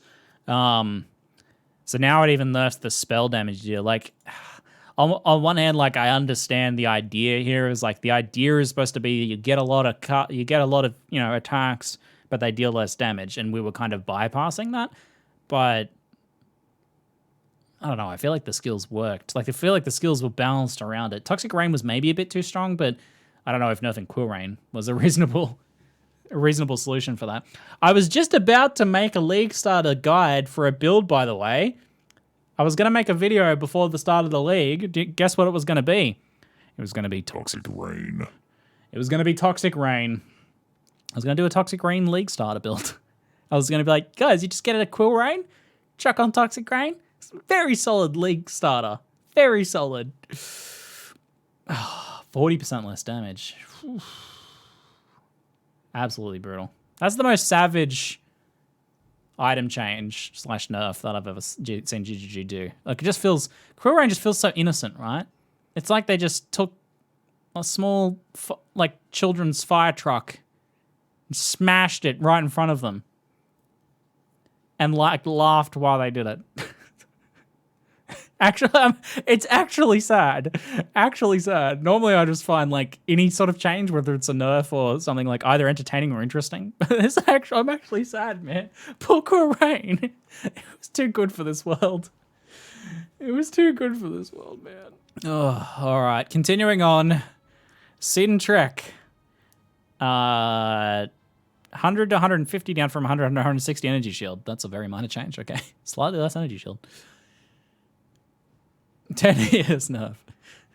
Why couldn't they do something minor like that to Quill Rain, man? I would never have predicted them nerfing Quill Rain. Not in a million years. Would have been like, what items do you think they'll nerf, Ziggy? Like, oh yeah, I think they'll nerf impulses. This one was expected. But Quill Rain though, I was not anticipating that. All right. Forget about Quill Rain for the moment. There's other things to read. I'm never going to get through the patch notes if I keep lamenting Quill Rain's death. Impulsor. Here we go. This is a big one. Impulsors, broken hearts, shocked enemies you kill explode, dealing 5% of their maximum life as lightning damage, which cannot shock, yada yada. No longer has a range of 5 to 10 and is now set at 5. Okay. Still good. Impulsor's still dominating chest slot. Yeah. So now you can't get a well-rolled Impulsors. Well, I mean, there's the other stats still, but still good. Still good. Still dominates the chest meta. It's a 50% nerf to the explosion damage. Yeah, sure, but it's still going to be just fine. Still going to be just fine. Yeah, Amy's linked this in the chat if you want to check it out. Queen of the Forest now grants 1% increased movement speed per 600 up from 450 evasion rating. Up to 75% down from 100%. No more fast running for you guys. Get shredded. It's so much investment to get that as well. Bye-bye. Bye. Okay. Oh dear. The queen is dead. Long live the queen. The queen is dead. Void Fletcher now grants a void charge every 500 milliseconds instead of 1 second. And the cooldown on the void shot has been reduced from, I don't think I've even seen this item yet. Has been reduced from 500 milliseconds to 250. Okay, so they halved the cooldown and gave an extra void charge per second. Void shot now travels and explodes 50% faster. I don't think I've even seen void shot. I need to look up this right now. Void Fletcher void shot. I'm gonna see if there's a video. Maybe someone must have made a video of the void shot. I want to see what it looks like. It's those arrows that go and sit there, eh? Okay, all right. So it's a explosive arrow that doesn't have to stick into a mob. Let's call it that. All right. Okay. Noted. It's pretty. Was it any good? Yeah. Not really. Everything's already dead from your regular skills before it explodes. That's true. Okay, so it travels and explodes 50% faster. So that change could be pretty relevant then. The fact that it was kind of slow might have been a big issue for it. 100% more area damage up from 50, and has added damage effectiveness 120 up from 100. This affects all versions of the item. Yeah, I mean that sounds a lot better. I don't know if that's going to be enough. Having never even used the skill, it's difficult to say. It sounds like this is literally twice as good as it was. In pretty much all cases here. So they basically doubled it. Yeah, I mean, I guess we'd have to see someone trying that one out. I don't know, what do you guys reckon? Yeah, looks fun. I'll have to give it a try sometime. They pretty much doubled it, so it might still suck though. What did my dad always used to say? I'm doubling your what do you call it? I'm doubling your pay this week. Double nothing's nothing. Dad jokes, classic. All right, Reach of the Council. Reach of the Council no longer grants 2 additional arrows. I'm just going to pretend that like there's no other text here, and then this can just be like the final chapter in a trilogy of Reach of the Council nerfs. There was a great trilogy of Reach of the Council. Reach of the Council Ascending, and it was the original release of Reach of the Council. And then it was the moment where Reach of the Council was like stabbed in the back by its best friend and it was injured and it was just clinging on. And then the final book in the trilogy is the death of Reach of the Council. It literally shoots no projectiles now. Reach of the Council shoots -2 projectiles. Oh dear. Okay. Let me read the rest of it though. It now has 50 to 75 up from 40 to 50 increased physical damage. It's worth noting with Reach of the Council has pretty high base physical, so the percentage is a bit weird compared to other bows. It's now supported by socketed gems are now supported by level 20 greater volley. Right. Okay. So we can assume that it's the same as less multiple to the greater multiple projectiles. So volley giving you the 3 projectiles in sequence. This will grant you 5. All right. And that's more interesting. Reach of the Council was literally useless in its current state, so it's more interesting. It's now local only to the attack in the bow, though, which is fine, depending on what single target you're using. If you're using Barrage, you're like, oh, that sucks for my single target skill. That was in my chest. I don't want volley on my single target in my bow. So I don't want Barrage in my bow. So if you're using Barrage as a single target, that sucks. If you were using something else, it's probably a little better now than it was for its, use of clearing. Doesn't offer you anything for single target. It's better than it was for clearing. That's my final statement. Sliver Tongue. The bow never really hit the mark. Kind of an interesting bow, but never really hit the mark. Sliver Tongue no longer causes arrows to pierce all targets after chaining or arrows that pierce to inflict bleeding. Okay, so these last 2 mods are gone. Now causes arrows to pierce all targets after forking. Okay. Now grants arrows that fork 150 to 200% increased critical strike chance. And arrows that pierce 50% to crit multiplier. Sliver Tongue now has a pretty large increased amount of added physical base damage, which is nice. Okay, so let's what the fork? Let's break this down for a sec. So now, after you fork, so wait, your forking arrows get crit chance, and then your piercing arrows grant crit strike multiplier. Except what's giving you pierce now, if they got rid of the arrow pierce all targets after chaining? Pierce is after forking. Oh, wait. Okay, let me read it. Oh, now now causes arrows to pierce after forking. Okay. All right. I missed that part. All right. I was going to say, how are you going to do that then? All right.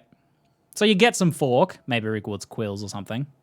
And then you'll get your crit chance, and then they'll pierce after they do their initial fork, dealing the extra crit multi.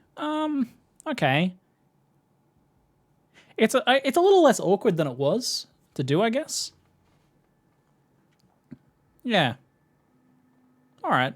That seems a decent amount better. I think that's a little better than it was, especially with the nice increase to the increased physical there. So you need to make a fork first? No, you don't need to, but if you do use fork, it'll or gain fork from somewhere else, because you don't really want to use the fork support gem. If you gain fork from Brigwood's Quills, pretty much, then you're effectively getting PS as well for free, so you can use another support gem instead. Yeah, and the damage stats look like they're going to be pretty good now. Yeah, it seems like it's a decent little improvement. Snake Pit no longer causes your spells to fire an additional projectile. Instead, it now causes projectiles from spells to fork. Okay, but prevents them from chaining while in the left ring slot, and grants 1 chain to projectiles from spells, but prevents them from forking while in the right ring slot. I find that really funny. It's like, haha, stupid projectiles, now you can't fork. It's like your projectiles weren't going to fork in the first place. Okay. So you don't get the additional projectile, and now it's got a left slot, right slot thing. Either it can be fork or chain. Right. Snake Pit now prevents spells from piercing, just in general. Existing spells cannot be updated. Right. Okay. Yeah. All right. I think that's a nerf, but they've also changed the item. Like, it's a different item now. It does different things. Weird. Yeah, I mean, it'll have some uses that it potentially didn't before, where you getting +1 to chain, you were, like, stacking chains for something. You know, like Magma Ore with the extra chained hit deals more damage stuff. Right, Slather's Coil now grants 80 to 100 life. It didn't have flat life before. It's a good amount of flat life, which is, I think, pretty important on a belt to be competitive. 30 to 40 up from 20 less minimum damage. Okay. And 30 to 40 up from 20 more maximum damage. No, it says, it doesn't say physical. It was physical, but now it's 30 to 40 up from 20% less minimum damage and 30 to 40 up from maximum damage. It doesn't say physical here. That's actually a bit more significant. Less minimum damage being like not, if you're using one of the lightning spells that has like, what I was saying, 1 to 750 damage, for example, where getting less minimum damage is not a big deal because it's all about the top end damage you have anyway. Then getting the less minimum, but the increased top end is pretty nice. So yeah, it could be pretty nice for lightning. Yeah, you go from doing 3 minimum damage to 2 minimum damage, and then you go from dealing 1,000 minimum damage, maximum damage up to, 1,400. That sounds like it could be a pretty legit build to keep an eye out for. Then it's one I totally forgot about. I remembered it when I saw it because I was like, I remember people talking about like the math on this and what things it'd be useful for. But now that's useful for a lot more things and potentially even quite good. So a belt that you should keep an eye out for. Obscurantis now grants 800 to 1,000 up from 300 to 500 accuracy rating. Neat. Which means you also get some more projectile attack damage and is better for those builds where you were stacking that. Jug Helmet, yeah. Volcanis. I do not recall this dagger. I don't think I've ever seen it in my life. Whoa. What is this thing? Added fire damage to bleeding enemies. Added physical damage to ignited enemies.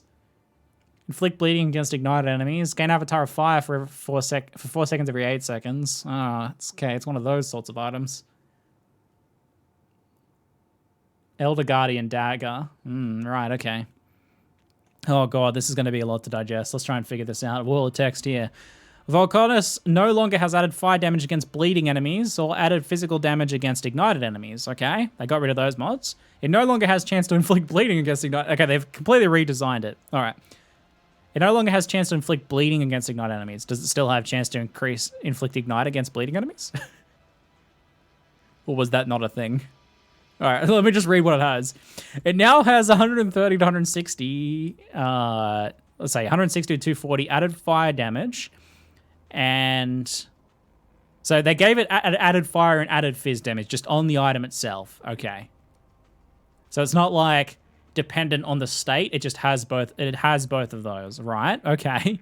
Now grants increased fire damage versus bleeding enemies, increased physical damage versus night enemies. Okay, so they're making it less useless when it's in the wrong state, effectively, yeah.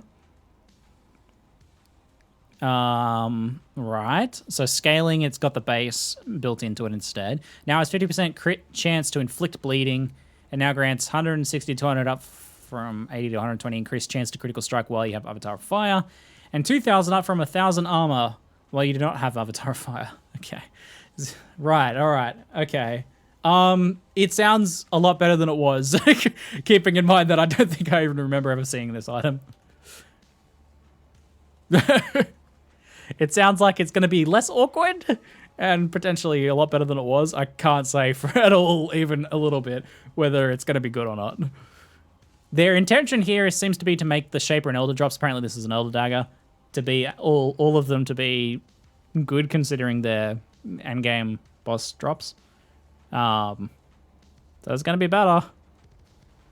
Better than it was. Orgriad now grants 100% increased physical damage while you have Resolute Technique. So it has an upside when you're in the Resolute Technique mode now. Whereas before it was... yeah, alright, that makes sense. Neat. I also don't know if that item's going to be any good with that. Memes, thank you very much for the 31-month sub, dude. Appreciate it. How you doing today? Oh, man. I think I've been going for like an hour just on the item balance. I've been going for an hour just on the item balance. Dear God. All right. Arborix now has 115 to 265 up from 70 to 210 fizz damage. Decent whack, a little extra fizz damage. So just increase the fizz damage. Arborix being another modal item that swaps between Iron Reflexes and like Fast Shot versus... Didn't it also have another one? 2 additional arrows. You have Iron Reflexes for 8 seconds. So half the time you have Iron Reflexes... Oh, while you have Iron Reflexes, you have like a point blanky sort of effect. This might be better than Chinsol now. Probably not. Maybe more versatile than Chinsol. Chinsol is not clearly better than it now, though, since Chinsol got nerfed. Nantuko Prime, Narflax, and Hedges. Thank you guys all for the subs. Hedges, thanks for the 13 months, mate. 30 minutes of the hour was Korean. You're not wrong. All right. Arborix and Chinsol seem a lot more even now. So, might be worth investigating whether you want, like, the modal changes in this or just the consistency of Chinsol. Bell Timber Blade. This is one of the Elder Guardian daggers, I think. Or is it a sword? It's a sword. It always looks like a dagger to me. It now has 215 up for 190 top end physical. Yep. It's got more fizz damage. Skills fire 2 additional projectiles if you used a movement skill recently. Fast Shot. So this is interesting because we've got 2 new projectile attacks coming. And one of them also has like a Fast Shot effect built into it as well. So that's kind of relevant. It could be, I don't know, maybe this ends up being good for it. Good for those. Oh my God. All right. How many more items do we have to go? I think it's still quite a few more, guys. So Bell Timber Blade might be worth keeping an eye on for some of the new skills, or at least one of the new melee attacks. Not melee attacks, projectile attacks with melee weapons. Blizz Nano, thanks for the 10 months, mate. Appreciate it, dude. Appreciate it.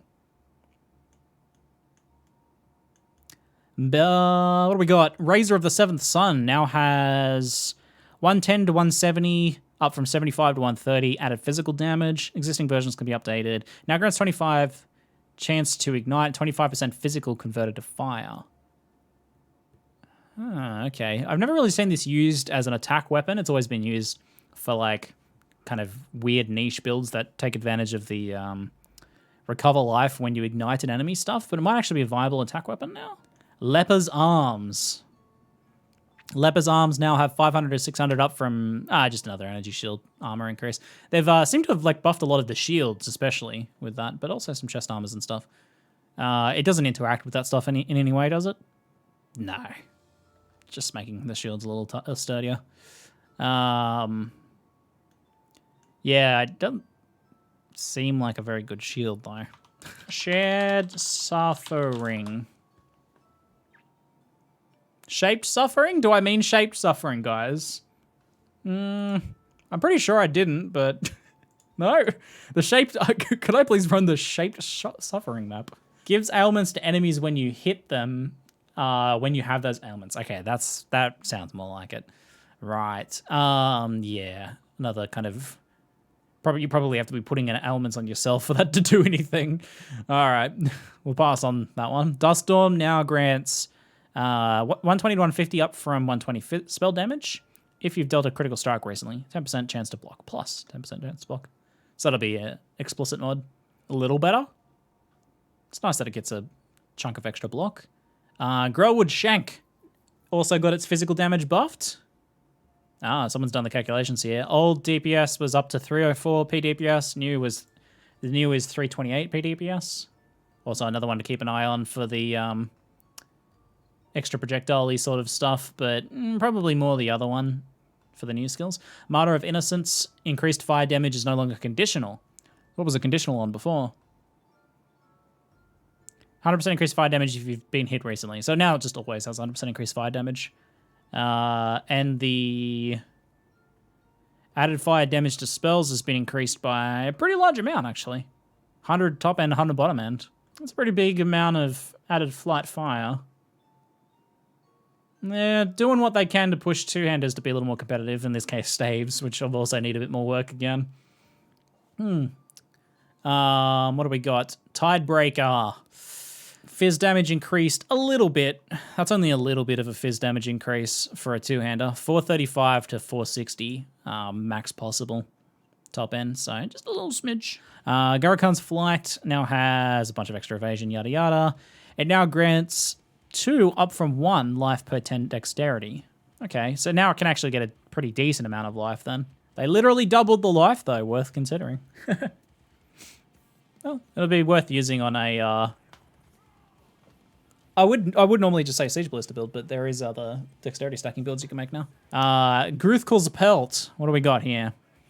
Hold on. Lost my PoE music. Gruthkul's Pelt now grants 200 to 240 up from 130 to 160 life. Ooh, substantial. 5% up from 2% life regen per second. Also substantial. No longer has a range on global physical damage and instead grants 100%. That's pretty solid. The downside of this is pretty mega, but the spell's disabled. If you didn't know, also disables auras. So there's only like a few things that you want to use on that. I think the new banner stuff doesn't count as auras, so maybe this is a little more viable nowadays. I don't think the banners count as auras, so because of their own skill category. So they might be a little more viable now if you're taking advantage of some of those other non-aura things. I don't think the when I say I don't think the banners count as auras, I don't think the banners count as spells.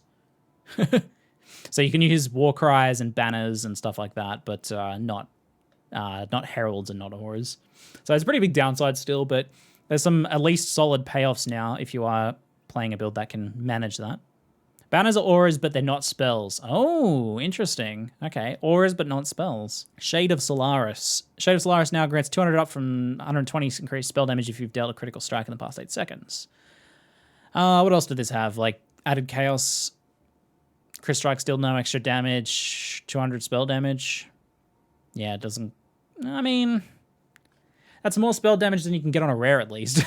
Because this amount here was like... Oh yeah, that's how much you can get on a rare. It's more than you can get on a rare, at least. I mean, with 2 of them, it's actually a decent amount of spell damage. You just need to be playing a spell that does not absolutely want any of these Shaper mods, because the Shaper mods will be better if you can compare the two for your build. Critical strikes deal no damage. Yeah. Not no extra damage, no damage. So either you get that crit chance as low as possible and use like Elemental Overload and suffer the occasional no damage hit, or you go RT, baby. I think this will be good for leveling. Yeah, at least for that. Katava's Feast. Damage has been increased by a little bit. 498 top end to 534 Fizz DPS top end now. Arakali's Fang. Oh, that's a lot of stuff. Okay, what do we got here? 100% chance on kill to trigger raised spiders. Oh, yes. This affects all versions of the item, though existing items will still say 20%. No. The raised spiders skill triggered by this item has also undergone the following changes. Adjusted visual and audio effects of the raised spiders skill. Raised spiders now has a cooldown of 2 seconds and has a 100% chance to trigger on kill. Raised spiders now have a 100% more movement speed, always important for minions. A longer attack range, a base duration of 30 seconds, deal 33% more damage. When I'm excited because like I want something like this to produce a new playable, viable build. Spider-Mancer, let's go! 33% more damage and always apply poison on hit. They can no longer leap. Aw. Raised spiders are now level 75 instead of the level of the area you're in. You can get level 75 spiders in level 53 zones. And they're immune to damage, so they won't die. Nice. For each raised spider, you'd now have 2% increased attack speed and 12% increased damage with poison. Does it say there's a limit to how many spiders you can have? I guess there's a limit just based on the math here. Oh, 15 spiders. 2 seconds for 30 seconds, so 15 spiders. All right. Though it is on kills, so you're not necessarily hitting the limit. All right. Take a little bit of extra buff per spider. I have no idea how good that's going to be. It's so hard to tell with minions, especially. I don't even know how good they were before to like consider these buffs. But guys, if you want to try a Spider-Man, Arakali's Fang got a lot of buffs. And give it a go. I want someone to, please give it a go. Maybe I will if you guys don't. All right. Brine Crown, Prophet Crown. A bunch of extra armor and energy shield. Now grants 80 to 100, up from 50 to 70 life. 1500 up from 800 armor while stationary. Existing yada yada. New versions also grant 5% reduced cold damage taken. Okay, let's look at this in total, because this is a lot of little things. So armor and energy shield will be a little better. The total armor you're getting 1500 plus the increased amount of the base armor. It's actually a pretty good amount of armor. We're talking like 2,500 armor, roughly. 80 to 100 life. Okay, so let's just pretend that's 100 life. 5% reduced cold damage taken. Neato. Seems all right. Solid helmet. Competitive against a rare just for the purpose of being like, I have a tanky helmet on, because that's basically what it is. Can't be frozen. What else you get? Mana regeneration while stationary. Chance to create chilled ground when hit with an attack. Yeah. Decent. Seems decent to me. Light of Lunaris now has a bunch of extra energy shield. Actually, a little more significant, given that it's a base energy shield item. 6 to 10% up from 3 to 5. Additional chance to block. A little bit of extra block. They nerf block overall a bit more, so it's probably just kind of making up for that. New versions also grant added cold damage to spells. A little chunk of it. So a bit of added flat cold damage to spells. Let's have a look at how good this item is. So it now has like a viable amount of energy shield. Like potentially even... Oh, yeah, I could maybe see swinging this at endgame. It's a level 28 item, so either way, this is going to be very good for leveling, because that's a pretty good amount of energy shield and cold damage for leveling. So very good for leveling. Level 28, solid leveling item. Let's think about it in terms of endgame potential, though. It's got a bit of block. Crit multiplier, play 1% chance to block attack damage. 25% crit multiplier if you've dealt a non-critical strike recently. I see it being like a usable early endgame item. It's about 120 to 180, yes. That's pretty good, yeah. Yeah. Usable to decent early endgame item. Which is pretty good considering it's level 28. So you can put that on at level 28 and wear it until like 75. Extractamentus. Now has 10% up from 5 to gain Unholy Might for 10 seconds, up for 3 seconds. Significant Unholy Might buff. And 10% up from 5% chance to gain Onslaught. For 10 seconds up from 4 seconds. So 10 second Onslaught, 10 second Holy Might. Much more chance to proc. Existing versions can be updated to these yada yada. Right on. They're all on kill effects, so useless on bosses, but Unholy Might and Onslaught, pretty nice to have triggering. Reliably. Neat. Queen of the Forest nerf is missing from this list. I did cover that before I opened this list, though, so all good. The beautiful Dewedri skin no longer reduces the effect of your curses. Neat. Curses socketed in Dewedri's skin now have 25% reduced effect of curses. Okay, so it's only curses socketed in there. So other curses, if you want to self-cast a stronger curse, that's not socketed in the item. Okay. I mean, I don't really see that having a major impact, because if you were using this item, you were probably putting your curses in it. You're probably not going to put other curses elsewhere, I don't think so. Yeah, it's like a curse bot support item skill. Item. Jesus. Support build item. Look, I've been reading 3 hours of patch notes now. Words are starting to escape me a little bit. Okay, the summon Dewedri's effigy skill is now instant and now has 0.5 second cooldown. Neat. And you can have up to 3 effigies at once. Oh my god, you guys weren't lying. They did it! They did it! They finally did it! Oh, they did it.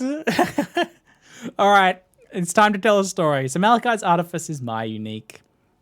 I made this unique to make a leveling item that I thought would be interesting, based on the idea that we might like swap out items to gain different resistances for fighting different bosses. This is when leveling was really hard. A little bit less relevant nowadays, but the idea was you could swap your gem around to change your resistances based on the boss you were fighting, and then to have some interesting endgame potential with Elemental Equilibrium. Now, I made this and it was released the same patch as a PvP expansion. We did once have a PvP expansion, believe it or not. Entire expansion dedicated to PvP. Pretty insane. So it went through a PvP balancing pass, and it was determined that for low-level dueling, a full-powered elemental equilibrium effect was too strong for low-level dueling. So it got nerfed for PvP, which the comedic value of that is there are a couple dozen PvP players in Path of Exile. It's niche. All my love to the PvP players of Path of Exile. I'm glad you guys enjoy it, but it is very, very, very niche. So it was a shame to have it be nerfed for that. Literally dozens, though. Literally dozens. So Malachi's Artifice no longer has reduced elemental equilibrium effect. Yay! Oh, yes. I'm also pleased to say that people have been using this item. I saw a pretty prominent build maker making a build using this recently. It's especially useful these days for putting a golem in it. You just put a golem in it, and your golem applies elemental equilibrium, which is a powerful debuff that causes enemies to take increased damage from the element depending on the mode that it's in. So if you put if you're dealing like a bunch of fire damage, let's say you're playing like, I don't know, Fireball, you couldn't use elemental equilibrium in a Fireball build because you would be constantly triggering it against yourself, making enemies resistant to fire. But you can put an ice golem in there or a lightning golem in there, and they'll trigger it and make them take a lot more fire damage. So works pretty well, and now it's actually full power. Yay! I still think like the resistance balancing could have been a little stronger. You do kind of need a world-rolled one, which is a bit rough given that it's kind of rare. Like they actually made it kind of rare. It seems like roughly as rare as Tabula Rasa. But I'm happy. I'm happy. I'm happy. Yes, you can get elemental equilibrium with Avatar of Fire with a golem in this, which is not something you can normally do. That's the idea of it, and now it's a bit stronger. Poggers. Is there a divination card for it? I mean, there's unique ring divination cards.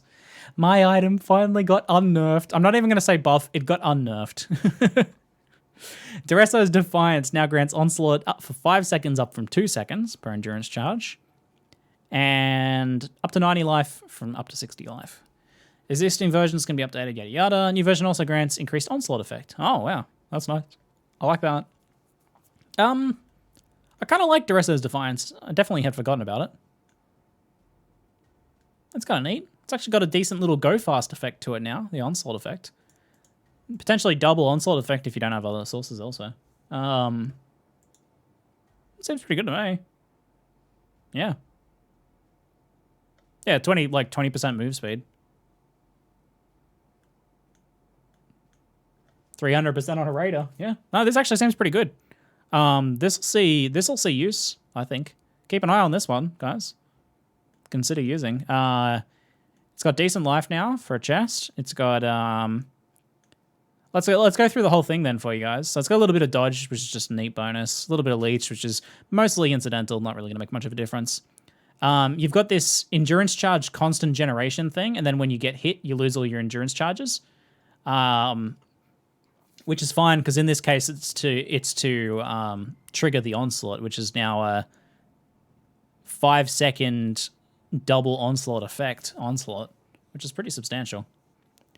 What's also kind of nice about this is that it has built-in evasion and dodge, so that you're getting hit a little bit less often, though that was more for the original use of the item, which was like, oh, it kind of works nicely as an evasion armor hybrid chest because you like build up your mitigation without getting hit, then you get hit, then your mitigation has time to reset because you have evasion and dodge. Now though, like that kind of works a little bit against the idea of, oh, I just want this to go fast. This is my new queen of the forest. Not really. But I think you get hit on often enough in PoE that the effect will be up all the time. And that is the end of the list. Holy moly. That's the end of the list. Dear God. What a huge section, but it's not even the end of the patch notes. All right, I need to take a break before we continue. We finished the end of the item list. Oh my God. Huge. What a ride, though, that item changes was, though, right? Before I continue with the rest of the patch notes, what a wild ride this was. Queen of the Forest nerfs. Lots of little buffs to a lot of things. Some interesting stuff. Stuff potentially becoming viable. That, for example. Ziggy item getting buffed. Potential Zerfy's Breath, everybody being like, Zerfy's Breath is kill, but Zerfy's Breath maybe not kill. And then the most savage nerf of all time. Poor little Cool Rain. What a wild ride. What a roller coaster of emotions this item change section was. Dear God. Alrighty. Let us continue, folks. We just finished the whopping section of item changes. Went for a solid hour. Monster changes. Rogue Exile Ultima Thule now uses the updated version of Ice Spear. Updated the cannibal's torch thrower behavior. It also looks cooler now. Neat. Blood Chieftains can now hurl blood apes at you. They throw monkeys at you. Sorry, not monkeys, apes. God, the Chieftains throw apes at you? That's great. That's great. Fury Hounds now use the updated version of Burning Ground. Temple of Atawatl change. Level of present day temple is now the average of level of each incursion plus 10, capped at highest level incursion for the temple. Most likely that's to help with the less frequent encounters as you're leveling, I would say. Azerite Mine and Sulfite changes. Player depth notifications are now only announced every 50 depth levels, so you won't get spammed with updates. Slightly reduced the damage dealt by the darkness based on player life and energy shield, and added a small amount of flat damage per darkness stack. Countering some of the forms of darkness immunity people were trying to go for. Pulsing Grotto encounter now lasts longer before boss appears. The monsters from this encounter award significantly more experience when slain. Reduce the number of Ursa that plummet in the plummeting Ursa encounter. Whew.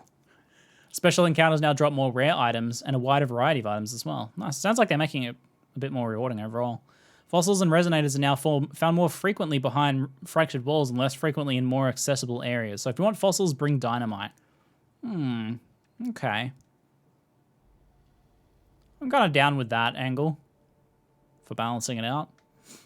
It sounds more like, considering how there's a lot less fractured wall sections than there are other sections, it sounds like there'll be a bit less fossils and resonators though.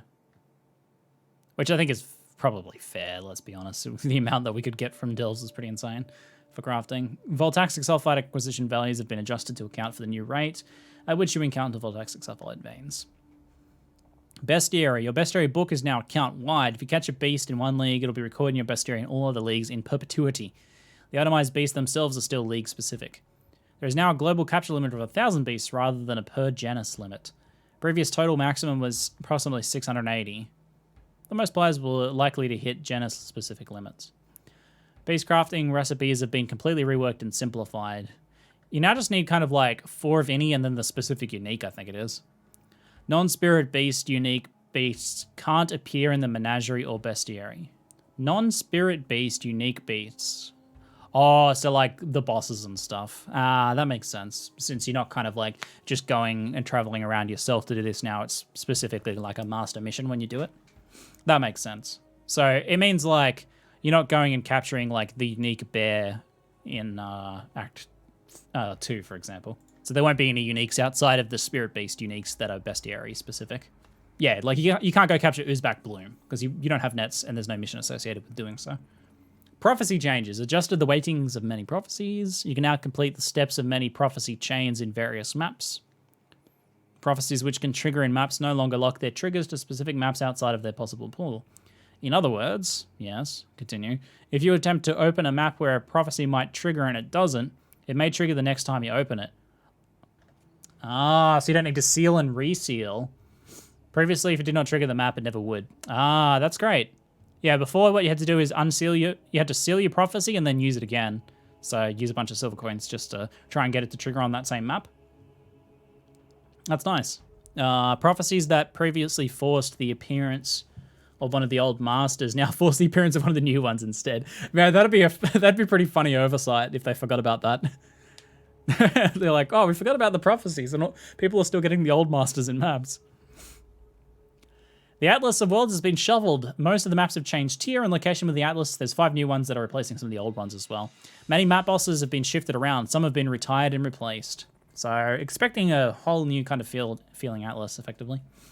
Looking forward to seeing how that plays out, how the new Atlas feels in comparison. People seem pretty happy with what I've been seeing about the discussion surrounding it. I'll wait and see. Zastral, thank you for the sub, mate. And Serathine, thank you very much as well. As part of this Atlas shuffle, many maps have been reviewed with the goal of bringing their layouts or monster densities up to par with other maps. That's always a good thing to strive for. Map icons have been updated to indicate that they are part of a new series. Existing maps from the previous series have been updated to these new versions. Oh, they changed the map icon art again? Oh. It's been gone through so many changes. Wonder what they'll look like now. Completing a map as part of a Zana mission now counts towards your Atlas map completion. Oh, neato. And any associated challenges or achievements. Very neato. Spring's map has been replaced by the Fungal Hollow map. Existing Spring maps will now open portals to Fungal Hollow. Fungal Hollow being a tile set based on the Delve Fungal area.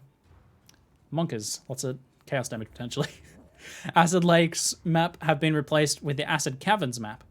Existing Acid Lakes will be open, yada yada. Tribunal map has been replaced by Crater. Gorge has been replaced by Get Glacier. Gorge is gone, guys. The end of Days of Gorge. Oh man. I imagine the Glacier map has a similar layout, so it's just kind of like New Gorge. Neo Gorge. Old George maps, it's alright. Gorge hasn't really been up to its former glory for quite a while anyway. There's maps that people far prefer running over Gorge these days. Torture Chamber map has been replaced by Primordial Blocks. Existing Torture Chamber maps will now open portals to Lunaris Temple. Kidding, it'll open to Primordial Blocks. Oh god. Sextants that previously forced the appearance of one of the old masters now force the appearance of one of the new ones, yada yada. Increase the average number of monsters spawned inside the Abyssal Depths area. Atlas icons which indicate the certain map contents of a memory fragment will now correctly state whether it is a boss, an Elder Guardian, or the Elder itself that holds it. Good. It was very confusing, honestly, how you did that. I went through that whole process last league and I realized just how confusing it is. So I can intentionally do it. Vision of Justice and the Goddess's projectile barrage skills have been changed in such a way that instead of multiplying the number of projectiles these skills fire, additional projectiles added to the total number of projectiles fired. Oh, that's a nice change. Previously, they were just like super deadly on multiple projectile maps because you would get shotgunned like crazy. Now it makes the barrage effectively longer. So more damage overall, but you can potentially avoid some of it. That's nice. That's nice. Soma, thank you very much for the sub, mate. Appreciate it. Zana League mods. All right, let's see what Zana League mods are for 3.5. 2C, area inhabited by 3 rogue exiles. 2 chaos, 4 tormented spirits. Fortune favored the Braves for 3. Alternate of same tier costs 1 chaos. I don't know if that's any different. I think that's still the same. Domination, 3 extra shrines for 3 chaos. Perandus for 3 chaos. So, made it a little easier to get Zerfies potentially. Because Perandus being active in here means you can get the Zerfies as a regular drop in those maps now. But we'll see how the new Zerfies pans out. My theory is that it's not actually that much weaker than it was. Shaped 1 to 5 tier maps for 2 chaos. 4 chaos breach for 2 breaches. Harbinger for 4 chaos, 2 harbingers. Shaped 1 to 10 for 6 chaos. Opens a version of your map at 5 tiers higher, yada yada. Abyss costs 5 chaos. Area contains abysses. Area contains 2 additional abysses for 5 chaos. Elder 1 to 15, 15 chaos orbs. Cries rare map opens a version of your map at tier 16 randomly rolled as rare with a chance to be corrupted. Did they remove the extra quantity from these or is just not stated here? Strongload Strongbox changes. Let's continue anyway. The stream of Monster Strongbox now spawns monsters much more quickly. Hallelujah. Can now spawn magic and rare monsters. Neat. This mod can now only appear in areas of level 35 or higher. Sweet. Good change. Remove the leave guild button from the drop-down player menu. Amazing. Classic would be like right-clicking and going to like leave party and you're like leave guild. Leave key by the lead key by default V now shows either the bestiary, your incursion temple, the Delve Azurite mind map, or the betrayal investigation board based on where you are when you use it. It's contextual. Good solution to the too many hotkeys problem. Stash tab drop-down menu now shows symbols next to the various premium tabs to help differentiate them. I think Bex tweeted a picture of that a while back. Added a minimap zoom slider into the settings. You can now buy entire stacks of currency from vendors with shift click. That's great. This will buy the most you can afford up to a full stack. Neato. The capacity to PvP changes. Let's go. Capacity to create PvP only characters is now unlocked after freeing the Scion. Poet's Pen, Null's Inclination, Athena's Chant, Mjolnir, Cosprey's Malice, the caster Critical Strike support gem now scale the damage of triggered spells based on the attack time of the triggering attack. Yep. PvP scaling stuff. They no longer have an 80% increased damage penalty across all triggered skills. The block chance reduction support has been adjusted. See the support gem. We did see that. Alright, bug fixes. Is there anything interesting looking in here? Stone Skin Flayer's skill effects and audio would linger after death. Doriani's touch skill wasn't visually scaling to its area of effect. Ah, good.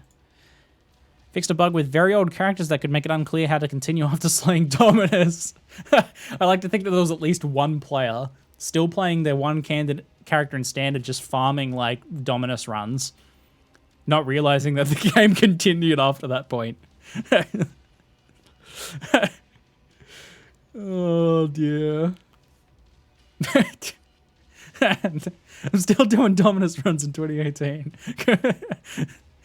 Whenever there's a bug fix like this, I like to think that there's a reason that this bug fix occurred, right? Because this is so obscure. How would they have discovered it otherwise?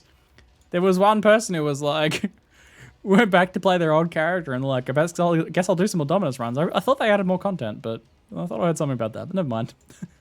I don't pay attention to Reddit nor the news. Fixed a case of desync caused by the guild stash location in towns and hideouts while you were not in a guild. That's so obscure, I love it. Fixed a bug where Detonate Dead could fail to detonate a detonatable corpse. Detonate Dead could fail to detonate a detonatable corpse if there were non-detonatable corpses around. And detonate. Detonate Dead, detonate, detonatable, detonates. Fixed a bug where Zoph's Nurture 3D model was for the wrong base type. Fixed a bug preventing Mjolnir from triggering Orb of Storms. I feel like that would be a subpar use of Mjolnir, but go ahead if you want to. Fixed a bug where it was possible to complete and uncomplete a challenge multiple times. Fixed a bug where increased damage sources on minions were increasing damage in ways that they shouldn't have been. They're being a little evasive with the specifics on that one. Yikes. Where Blade Vortex's damage multipliers were also affecting the decays it was applying. Oh. That sounds like it could have been a big one. Where using an instant skill would not remove the phase run buff. Oh. Dude, that would have been so sweet. Casting phase run and the new Vortex as you're running along. Oh, that would be amazing. My decay build, pepper hands. Fixed a bug where mana spent as a part of a reservation did not count towards sources that tracked and care about mana spent, such as Katava's Thirst. Were people like using auras to reserve to spend the mana for that sort of stuff? Can't think of many instances where that'd be useful, but who knows what sort of weird build someone's come up with. Having no movement speed prevented the use of instant skills. Fixed a bug where having no movement speed prevented the use of instant skills. I don't think that means no movement speed modifiers. I think that means literally no movement speed. Damn, my build that can't move also can't use instant skills. Can we, GGG, I'd like to submit a support ticket here. My build that, this was Gouda. He's like, my build that can't run also can't use any instant skills. That was specifically what my build was designed to do, was to stand still and use instant skills. Oh dear. Fixed a bug where using an instant skill and quickly swapping out the skill's gem with a non-instant skill would cause that new skill to be used instantly. Doing the reverse would cause your character to become stuck. Damn, man. If you use an instant skill, quickly swap out the gem with a new one. So have a skill gem on your cursor and your inventory open. You use an instant skill, swap it in, and then it'll instantly trigger that skill. Wow, that's some next level trigger build right there.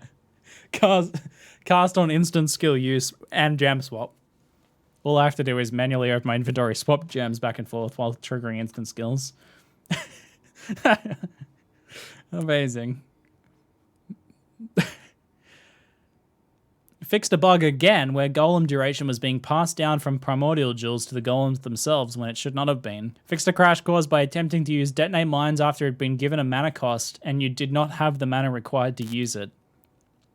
So detonate mines does not usually cost any mana, but there's like some things that add a mana cost. I can't remember because I remember like Doedra's Maleficence plus 50. Okay, there you go. Doedra's gloves. Ah, right. Okay, I can see how that could come up. Fixed a bug where casting Vile Molten Shell while you already had a Vile Molten Shell active would prevent Vile Molten Shell, Jesus, from correctly detonating from prevented physical damage. Right. That actually seems like that would come up pretty frequently. Cases where old accounts could have Shaper's Strongholds on Guardian maps. Nerf standard players. Fixed a bug where, with sources of reduced effect of curses exceeding 100%, your curses would behave erratically. Fixed a bug where Shaper's Stronghold could spawn on maps that weren't adjacent to other influence. This was unintended. I wonder what erratically means. Your curses behaving erratically. Were they stripping off their clothes and running around naked? What were they doing exactly? What was their erratic behavior? Fixed a bug that prevented Cannibal Fire Eater Spectres from doing anything but auto-attacking large bosses. Fixed some cases where monsters could become untargetable in the Delve Undead Roar encounter. Something's fuggy. Erratic, not erotic. No, Ziggy, that's erotic. God damn it. They were behaving erotically. That would be the best typo, though. Oh, Jesus. Fix some case, fix some typso. Okay, great. Very good. Fix some typsos. It would, for example, give you more vision with temporal chains. Give you more vision? Like increase your light radius? Great. That's pretty erratic. Not very erotic, though. Erotic curses. I want the erotic curses. Holy moly, what a mega list of patch notes. So scarabs, if you don't know what they are already, they act like a sacrifice map fragment, but whereas they normally give you quality, scarabs give you other effects like extra breaches and stuff. Rusted, breach, scarab. So there seems to be like 3 tiers, I think. Yeah, rusted, polished, gilded. So there's 3 tiers of breaches. I assume it's like 1, 2, 3 breaches. Cartography, rusted, polished, and gilded. I don't know what that does. Maybe that's like quality or something. If you guys know what any of these are that I don't know, let me know. Reliquary scarab. What does that do? Surely it doesn't give you like a reliquary key. Does it give you a chance of dropping a relic item? Could you imagine? Probably not. It's probably more like... But what if it gives you league-specific uniques? Maybe that's what it does. Cartography drops extra maps. I could see something like that happening. That'd be really powerful, though, if it was like drop 3 extra maps and you use that on red map. That'd actually be pretty insane. Reliquary could be something like league-specific uniques. Could drop in there. Interesting. There's a few things it could be. It could just be like, here's some extra unique drops in the map, but the word reliquary is used already for something very specific, so.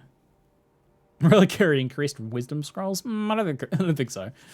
But imagine if it was like league-specific uniques, though. That could be pretty nutty. Pretty nutty for a league. Bestiary? Interesting. I wonder what Bestiary does. Oh, no, that'll give you the master mission. Because I'm like, it wouldn't just put beasts in there. It'll give you a master mission with Einhar in there, I'd say. I wonder what the different tiers do, though. What's the scaling on that? Shaper. Shaper and Elder maybe adds Shaper or Elder influence to it for that map, but there must be some scaling effect. So that's the thing, there have to be some scaling effects to each of these. This stuff will get data mined soon. Sulfite, that'll be Nico missions. Divination, probably Divination cards. It's always quite good.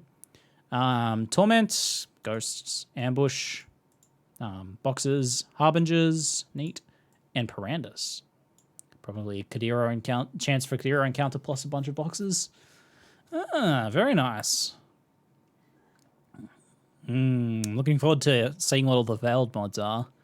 And they've been adding so many like new angles for us to add interesting things to rares lately. Feels like Legacy League, that's hot. Yeah, I mean, this league is kind of a juicy mixture, isn't it, right? Like, it's a whole new league itself with the Betrayal Syndicate stuff. But then we've got Delve, we've got, why am I blanking on this one? The Temple of Atzoatl, that one, Incursion, that's the one. Bestiary as well, all coming back, which already makes it feel like one of those kind of like Legacy League style ones or flashback leagues. But then this adding a lot more extra encounters with things like Parandus, Harbinger, all that sort of stuff. Dear God. All right, folks. That is going to be it for me for today, though. Thank you very much for tuning in for the patch notes and discussion. That's it for now, guys. I am ZiggyD, and press F to pay respects to Quillrain. And also, thanks for watching.